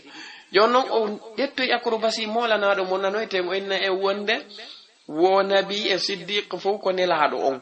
jonnon si nelaado woni don kambe woni nabi kambe woni siddiq joni shahidani ko hombo ko Umar e Uthman ko wadi ko ben don dido shahindina joni on to Abubakar kanyum place mabbe woni nelaado on makile ko woni hore ma ko beedo joni a wadette nelaado on nabi siddiq kambe shahidani Umar kanyum may Uthman joni Abubakar kambe gonto place mabbe woni don ngare nelaado on waye makude ko menen do tun tato woni e hore ma Abubakar ko nayabo ka o faala wiude wonde nelaado alayhi salatu wassalam konko be maki do wanano woniri subhanallah subhanallah subhanallah ta'ala Allah jalla wa ala idan haray odo shi'ajo ko neddo mo tawata no yewtirden fi makko en tay haqqille makko den de boyli moƴƴa kono mi felamo andi madama ko al yahudajo woni almami makko e diina ka o jokki kan ko dum do woni ko tampinimi amma odo hadith mo ari fi mudum fi jantana gollen ko nelaado alayhi salatu wassalam wadduno kon e beedo be tawata ko annasaran kobbe fi ko wiete kon al mubahala odo o faamal الله عز وجل فمن حاجك فيه من بعد ما جاءك من العلم فقل تعالوا ندعو أبناءنا وأبناءكم ونساءنا ونساءكم وأنفسنا وأنفسكم ثم نبتهل فنجعل لعنة الله على الكاذبين إيرونو نارن حديثون نهاي كبخاري تونغوني موكا مسلم كدمي بيداني موجا وانو حديثون كون لا يالتين دي اما كوكون ko hadise mo tawata an e horema angal faamu ma dangun no holla ko ha honto haqqille maada den faani joni yehen ka sahihu muslim imam muslim no fellimo ka sahihu mabbe be maki wonde nde odo aya tippino da'a rasulullahi sallallahu alayhi wa sallam aliyan wa fatimata wa hasanan wa husaynan فقال اللهم هؤلاء أهلي كندو ويته أودو المباهلة معنى مودن كو هودنديرغول ثم نبتهل أي يسدون هودندير جوني ما أونون كو وي النبي عيسى كو بيدو الله من مي وي كو جيادو الله نلادو ماكو جوني أوا من نودا هوري أمي wonki jame men nodda denguli yonno sonnaabe ame men nodda bibbe ame ben noddon onon kadi sifa ben non daroden nokku ngutun hudindire kala fendo yo Allah hudumo nelaado alayhi salatu wassalam ko dum do woni ko be yamira yobe yotting e beedo annasaran ko jonnon al mubahala karmo ko be maaki wonde neddo on ko o wadirta dum ko burdo battade mo on woni ko o wadirta ko don nelaado alayhi salatu wassalam be detti burbe battade be ka en damma be detti ali be detti fatima be detti al hasan be detti al husayn fadon dettogol mabbe wobbe go si be detti wobbe go joni hawnaaki annasaran ko be inna o detti be do na bibbe makko be jeya o detti be do na e bengure makko nden jeya jonnon nelaado on sallallahu alayhi wa alihi wa sallam be detti burbe be battade be fewti mubahala ko don hollata wonde neddo on pellet ko e sobe woni wadi sa detti burbe battade mabe on nelaado alayhi salatu wassalam ko be detti do ali be detti fatima be detti al hasan be detti al husayn be darni ben non fi hudindirgol mabbe kambe e beeda ko hollugol be wonde go kambe wana e sama kala be woni ko non be detti burbe hibbade be addibe odo neddo shi'ajo dum do faamal yeso dum bonki makko kin e bandiyagal makko ngal o arali kadi o jantani en ko woni kon ka sahihul bukhari ko ekkidon kon ko wadi non kambe annasaran ko be jabano banon be jabali be wi'i joni wonde kambe joni parce be yawno be takkonira hadith on ari ka sahihul bukhari hadith hudhayfa ibn al-yaman raqam makko ko guluji nayte medde tete capande jeetet be maki kambe hudhayfa ibn al-yaman on sati jaa al-aqib was-sayd sahiba najran be do dido ko jiyabe e annasaran ko be najran berbe taynelado alayhi salatu wassalam tayuridani ay yal la'anahu kay ko be ari ko fiyo be hudidir on sati fa qala ahaduhuma li sahibihi goto e mabbe wi ani dimmojo makko o wi la naf'al o wi de la taf'al wa tawad o wi fa wallahi la in kana nabiyyan fala'annahu falan nufliha nahnu wala aqibuna min ba'dina o wi ko wallahi si tawi hawri o latike ko annabajo tele pellet en hudondiri e makko e malatake enen ko wana non kadi beedo be tawata ko be accete baawo meden kadi ma be accuden baawo men ka meden to be malatake on sati nelaɗon alayhi salatu wassalamu ɓe noddi ali ɓe noddi fatima ɓe noddi husain ɓe noddi alhasan ayi e yi ka riwaya bukhari ka muslim to ɓe maki allahumma haula'i ahli jomi ɓeɗo ko ɓengure anni ɓeɗo ko ɓengure anni ciyaɓe go déjà no ɗettiri ɗum ɗo ɓe enni wonde ko ɓeɗo tu woni ahlul bayt jon noon si tawi ɗum ɗo ko firi ko ɓeɗo woni ɓengure anden kare on to abbas woni ko honto abdullah ibni abbas woni ko honto uqayl e ali uqayl ko honto ben don fo woni e ko wona ben don fo ko honto be do woni kanyum amma do allahumma ahli dum don holli wonde neddo si waday ko wiete mubahala hudidirgol ko bengure makko nen tigi burbe mo hibbade ben o addata yani be do woni burbe lan hibbade ben e hinobe joni mi ari fi mubahala o سيلت تيكي كذلك هينك صحيح البخاري بيوي wonde baabeedo be yewtirini kambe dido annasaran ko be haldi wata be wadu be dari hande kari be ari be tawi nelaadon alayhi salatu wassalam be wi joni ib'ath ma'ana rajulan aminan wala tab'ath ma'ana illa aminan be dari taw be wi inna nu'tika ma sa'altana men jonnete ko landida men kon kono immi wondude amen neddo holnido ta immi wondude amen sina neddo holnido فقال نلان عليه الصلاة والسلام بماك لأبعثن معكم رجلا أمينا حق أمين ميوندي بلت مي إمنا يوندو دي إمونون نعم تاتكو هولني دو حتر دي هولنغو فاستشرف له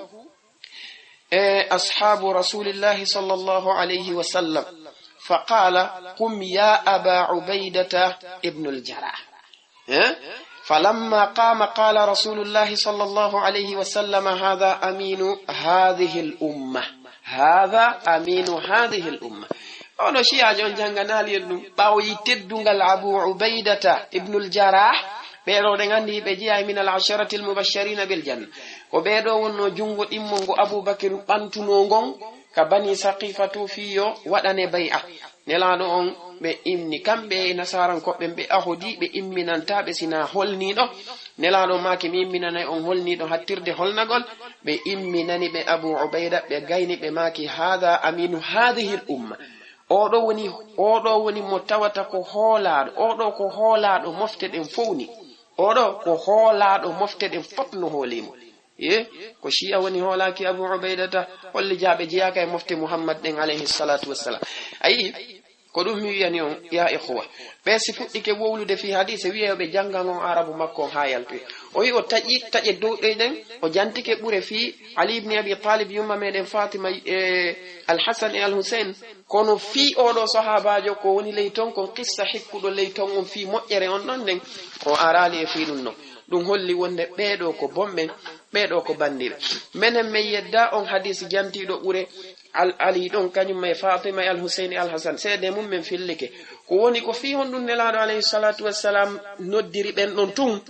ko sabu tawde ko mubahala be woni yaade hudindirgol neddon ko noddata don ko burbe hibbade makko be fi yo ande ko e sobe o woni ko wadi be noddi be tum be maki allahumma wonde haula'i ahli beedo bo woni burbe hibbade amben hino be do mi arifi mubahala ala imbe boy fiake maada on no yurmammi taratan simi dastaski ke mojja mi tawai hida yurmammi ha ko wadi iblisa no junji duggu mola nango e haqqille maade wonde amma abubakar ko ne hado to dibe dun ne do makali abubakar ko an woni ko asiddin ko wi wonde manela hado e jawino hoore fello no kambe abubakar e umar usman wo fello gon nakon ngo gerdi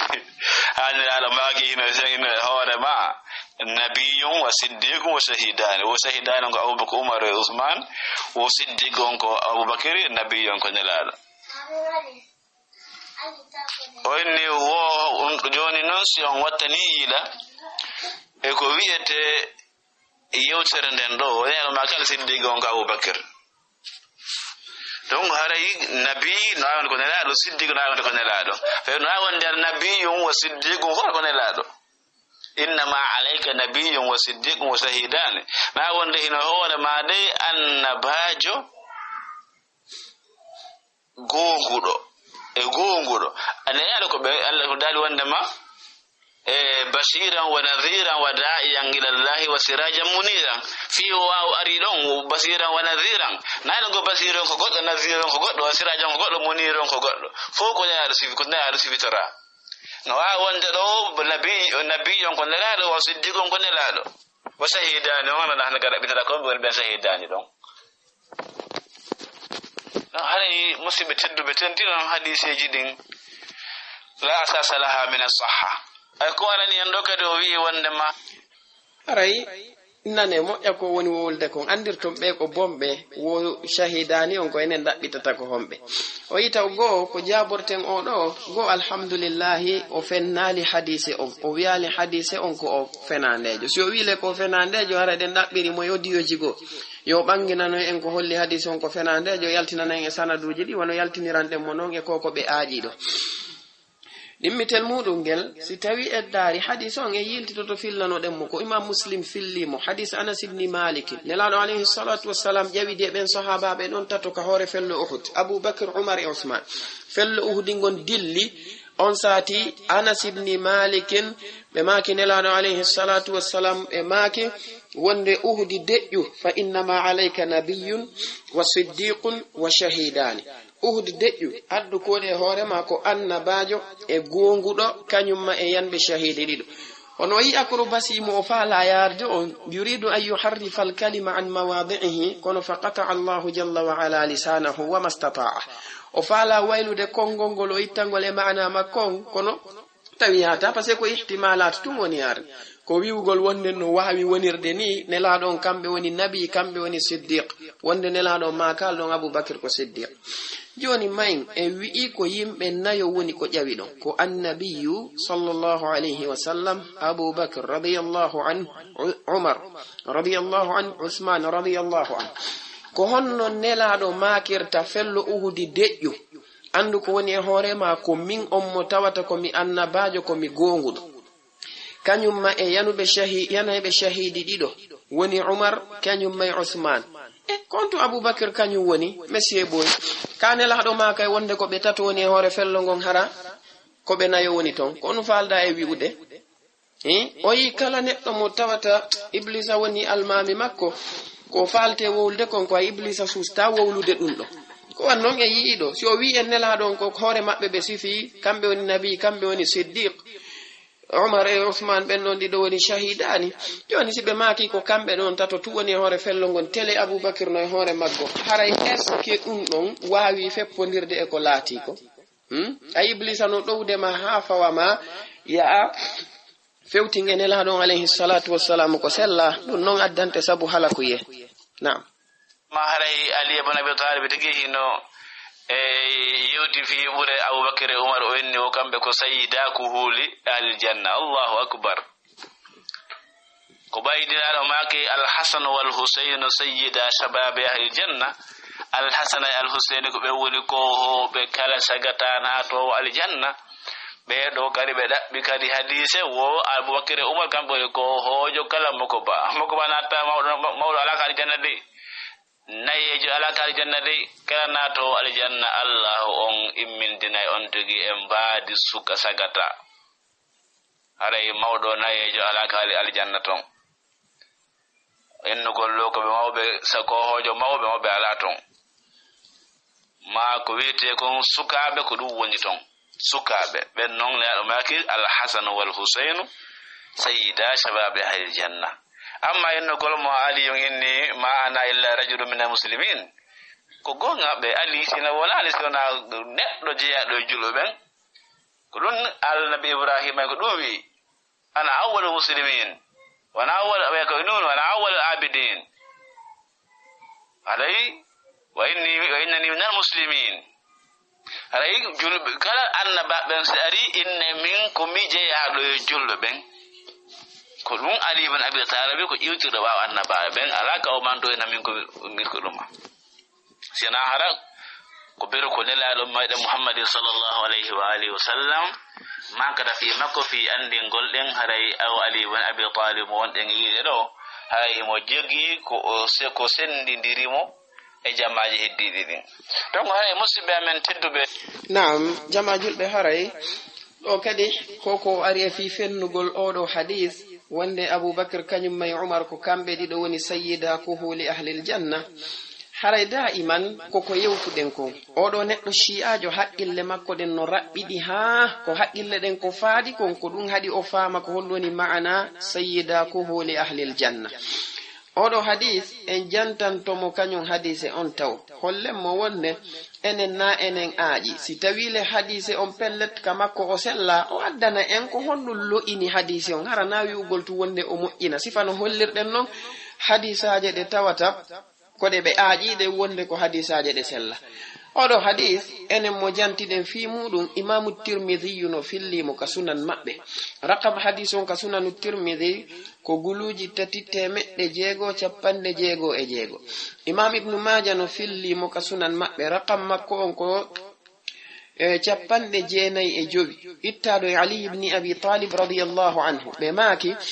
wonde nelaɗo alayhi salatu wassalam maaki Abu Bakr wa Umar sayyida kuhuli ahli aljannati min alawwalina wal akhirina ma khala annabiyina wal mursalin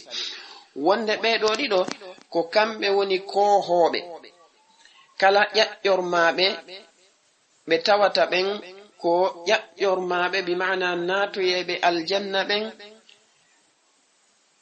gilay aramɓe ɓen ha e sakkitiɓɓen ko wona annabaɓen ene laɓɓen ko honto woni mushkila makko kanko oɗo shi'ajo ko ɓajantama kuhul o wi'e wonde ko sukaɓe tunnatoyta aljanna joni ko honɗum woni ma'ana kuhulu on ɗo en fo en andi natoyaɓe aljanna ɓen fo ko sukaɓe imamul qari rahimahullah kamɓe heɓe sharhi ɓe ittanamo nduggu ngumɓa haqqille makko ɗen no faaɗi sen daari deftere maɓɓe wiyetende nde mirqatul mafatihi sharhu miftahil masabihi sharhu mishkatil masabih sen daari mujallad jeena yabo on kamɓe heɓe jantani en ton kañum ma'ana ɓe maaki wonde oɗo si innama kahal ko faanda ɓe maaki wonde wa huwa ala ma fil qamus sen daari ka qamusuji arabu ɓen ɓe wi ko innete kahal ko neɗɗo mo tawata jawaza 30 aw 34 ila 51 ɓe wiyay ko neɗɗo mo tawata o feƴƴini duuɓi 30 ma o feƴƴini duuɓi 34 gila ɗon ha o hewtoya duuɓi 51 woɓɓe goo ko ni firiri no wodi wiwɓe wonde kahal ko neɗɗo feƴƴuɗo ɗon jonon ɓe maaki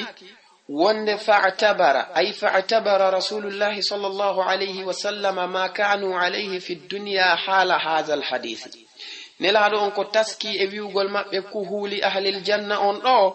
ko alhaali mo Abubakar Umar wonno e mum on fewdoɓe makayno hadise on fewdoɓe makayno hadise on tawi ɓen ɗon ko ɓe jiyaɓe e minal kuhuli hari ko ɓe ƴaƴƴormaɓe wonno na hollugol ko on alhaali ɗon ɓe natirita ka aljanna ɓe maki nelaɗo on ko taski ko alhaali mo ɓe woni di e muɗum on ɗon alhaali mo tawata ko mo ɓe woni di e muɗum on fewdoɓe makuno oɗo hadis ɓe maki kamɓe imamul qari wa illa lam yakun fil jannati kahal ɓe maki no anda wonde ka aljanna neɗɗo hay goto yaata toon ta ko ƴaƴƴormajo ko sukaɓe yaata idan nelaɗo alayhi salatu wassalam koɓe faande ko wondema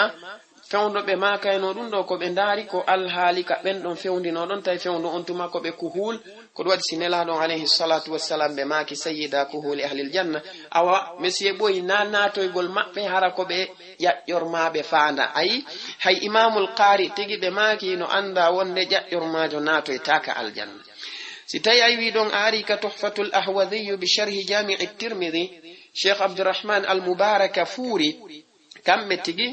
ɓe addani en ɗum ɗo kamɓe kadi ɓe makiri no imamul qari makiri non ɓe maki wonde nelaɗon alayhi salatu wassalam ko ɓe faandi ɗo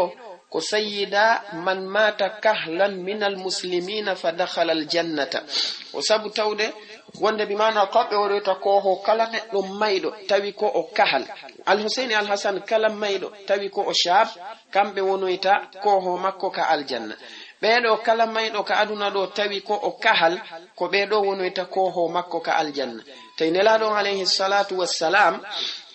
ko ɓe taski ko alhaali maɓɓe on fewndo ɓe yewtayno oɗo hadith ko waɗi no anda Aboubacry Umar ko ɓe feƴƴimɓe tawi ɓe nawi harɓe ɓi duuɓi 60 e ko fayi bal no woodi karmokoɓe go yaaruɓe wonde neɗɗo mo tata ko marɗo duuɓi 60 e ko fawi himo wiye kanko tigi hoore makko wonde ko o kahal wona Imamul Harrani ɓe jantori noon ngol konngol maɓɓe no ka Faydul Qadir lil Imamil Munawi ɓen kadi no holli en ko honɗum woni ko faanda e oɗo e kahal idan kamɓe Cheikh Abdourahmane al-Mubaraka fuuri ɓe jonni en misal muɗum fi en faamu oɗo ko neɗɗo mo tata ndugguno ka haqqille makko ɓe maki ɗum no wayi waka Allahu wi ɗo wa atul yatama amwalahum Allahu wi jonnite alyatima ɓen jawle maɓɓe ɗen ene ko sa'i hombo ɓe jonnitete jawle maɓɓe ɗen ko kamɓe woni ɗon alhaali alyatimaɓe par ce que ɗen andi ko wiyete alyatimajo ko omo baabe mum maayi tawi o helli faaka joni noon tanke haqqille makko ɗen ƴoƴaali sharia on ko wi ko yo jawle ɗen goɗɗo go jogoɗe zera ɗe joni noon si haqqille makko ɗen ƴoƴoyi o helli faama o wawoyide zerude Allahu wi jonniteɓe jawle maɓɓe ɗen est ce que fewno on saayi ko ɓe alyatima innete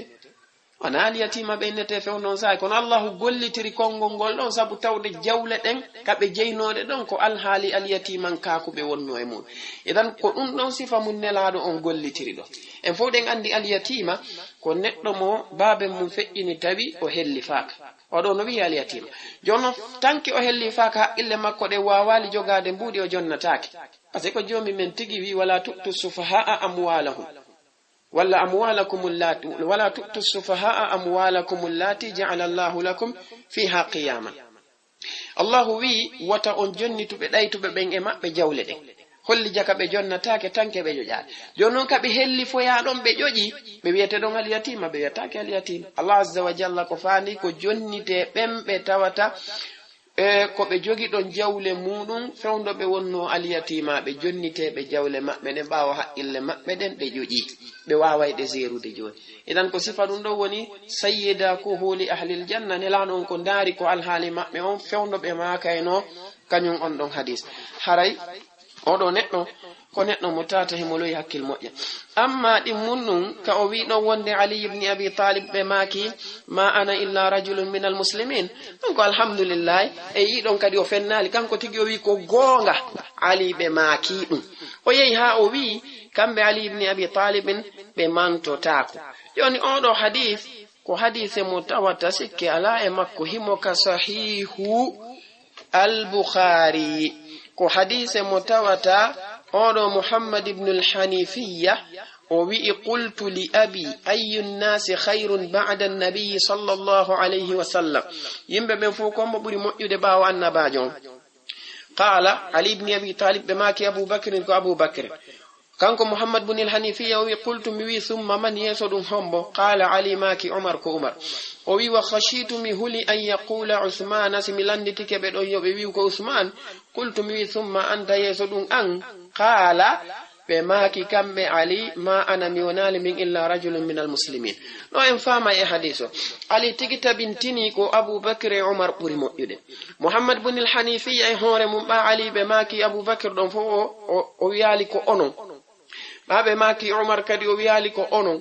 kono ɓe gayni jantade fi Umar o hulita ɓe jonni to Usman place tammo on sati o wi onon ɓe maki min mi wonali sina jeyaɗo e julɓe ɓen ko ɗum mi wi nanen Ali ibn Abi Talibin hiɓe yankini hattirde yankinagol ono yi kamɓe tigi ɓe tabintini ko Aboubacry Umar ɓuri moƴƴude ko waɗi Ali ɓe makata ko wona gonga si tawi pelletu no woduno ɓurɓe ɓeɗo ɗiɗo moƴƴude kamɓe Ali ibn Abi Talibin ɓe sappotono ɓen ɗon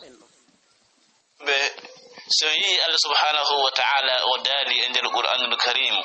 waddat ta'ifatun min ahli alkitabi law yudillunakum wama yudilluna illa anfusahum wama yash'urun yilike yiɗi giggol hollirtengol konngol giggol hollirtengol golle giggol hollirtengol jokkugol fi réalisugol fi waawugol waɗugol ko faala kon homɓe yimɓe dental yankale yimɓe defte ɓen wonɓe jangude defte inna ɗum ɗo ko Allah ɗum ɗo ko Allah ɗum ɗo ko ni on ɗum ɓe yeli law yudillunakum hara ɓe wawayno on majjinde kono addi Allah addi harfu law harfu limtina'in tawgol ko arta ɓaawo makko konko impossible wawata gasude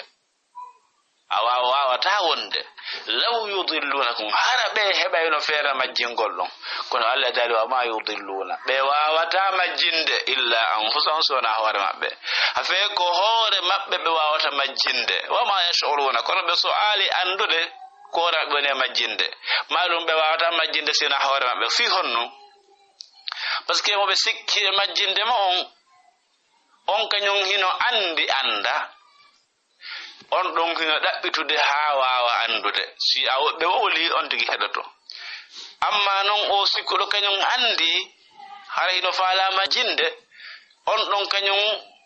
ɓay o sutti wowlugol ñamakela yagal wowla campagne wowla sonka wowla inna waɗi ɗum ɗo ha innama ko gando hannden kadi hay o yii gonga o wawata jaɓude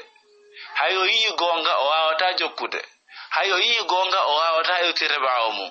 andi o majjini hoore makko joni noon omo wonno o wajade o waɗana jilɓaye o waɗana subuhaji on ɗon kañum wawi heɗade ko o yewti kon o wawi heɗade ko oya kadi yewti kon o wawi konkilisude o heɓa gonga o jaɓa o ƴetta waccida wiyayno kañum o ceernojo kanko e majjere makko nden oya ƴetti lawol ahlul bayt alayhi salam o ƴetti lawol gonga o ƴetti lawol ka gonga won ɗon o accidi o e majjere mum nden Allah daali o majjinta sina hoore mum par ce que ɓe sikkotomo majjina e ɓen hino ɗaɓɓitude ɓen hino wiɗade ɓen hino heɗade ñande ɓe yi gonga o ɓe ala jaahu ɓe ala dambe ɓe ala jawdi ɓe ala ɗum ɗo ko haajata ɓe jaɓugol gonga an noon ɗum ɗo fof hino yeeso makko tawata a inde mi jaɓi ɗum mi wajota ko juuliri somi jaɓi ɗum mi wonta imamu somi jaɓi ɗum mi wonta ɗo somi jaɓi ɗum mi waɗe ɗum ɗo hannden kadi ta ko ya ɗaɓɓutum hannden kadi ko honnuɓe gerdata hara jama on yiyaali gonga an a woni majjuɗo a woni ko an woni heddade e majjere ma nden hara musidɓe tedduɓe ko en wattan yiila moƴƴi hara ko wiyete kon yoolo yaala yoolaali en haray so tawi muyo on muyi so tawi men heɓoyi feere en waɗoyayi ko wiyete kon yewtere hertaninde fi ɗe toɓɓe ɓay ko toɓɓe haanaɗe yewtede fi mum ko ɓuri e ɓangude ɓuri ni haɗay ɗo on tigi ñoggutum toɓɓe ɓurɗe wondude e hittugol ɗen inchallah minna on aqulu qawli hada wa astaghfirullah li wa lakum fastaghfiruhu innahu huwal ghafurur rahim wa akhiru da'wana alhamdulillahi rabbil alamin haray jama julɓe alhamdulillahi rabbil alamin en jentike kanko oɗo neɗɗo shi'ajo khatama kalamahu bi wasfi nafsihi o timminiri yewtere makko nden sifagol hoore makko ko kamɓe woni ɓe yimɓe ɓe tawata hiɓe faala majjinde yimɓe ɓen ɓe itta ɓe e laawol nelaɗo alayhi salatu wassalam e laawol sahaba ɓen ɓe naɓa yimɓe ɓen e laawol soɓengol ɓe woni e muɗum ngol woni laawol alyahud ngol sincani ɓe ɗum oɗo neɗɗo alyahudankejo woni abdoullahi ibnu saba haray ɓeɗo min ko mi wasiyoto on jama julɓe wasiyo hoore a wasiyo goto kala e moɗon jogite shi'a arrawafida ko fenayɓe jamfotoɓe goo ɗimmitel muɗum ngel jogitoɗon kala ka ɓe wi'i on wonde no ka defte sunna yoɓe jangan on nassuji ɗin ɓe janga arabu on ha timma tis si ɓe fuɗɗano on firude taw jawɓe jangana on ɓe firana on pularngal tum ɗimmitel muɗum ngel si ɓe wi on hadise kaarijo wi'e jangane men hadise on gila ka o fuɗɗi ɗon ha ka o lanni ɗon ɗiɗo ko piiji ɗi tawata hiɓe ɗetta soɓe maɓɓe ɗen moƴƴa ɓe fawa e hoore ɗum ɗo ɓe eɓɓa majjingol jama o hara yimɓe ɓen ko yoɓe wattu yili hattirde wattugol yili moƴƴa jama o wakkilo ɓe janga ɓe anda oɗo ɓeɗo shiyaɓe ko majjuɓe ko waɗi e nder ɗi konguɗi makko ɗi jentiɗen ɗo en andi wonde ɓeɗo ko yimɓe ɓe tawata ko ɓe koye muɗum niɓɓiti ko yimɓe ɓe tawata ko ɓe ɓerɗe muɗum saltiɗi ko ɓe tawata e ɗenɗe muɗum ko ɗenɗe ɗe andanɗa hoore maɗa ko soɓuɗe hara en turki Allah subhanahu wa ta'ala yo Allahu ɓurtu en tabintinde e laawol nelaɗo alayhi salatu wassalam laawol sahaba ɓen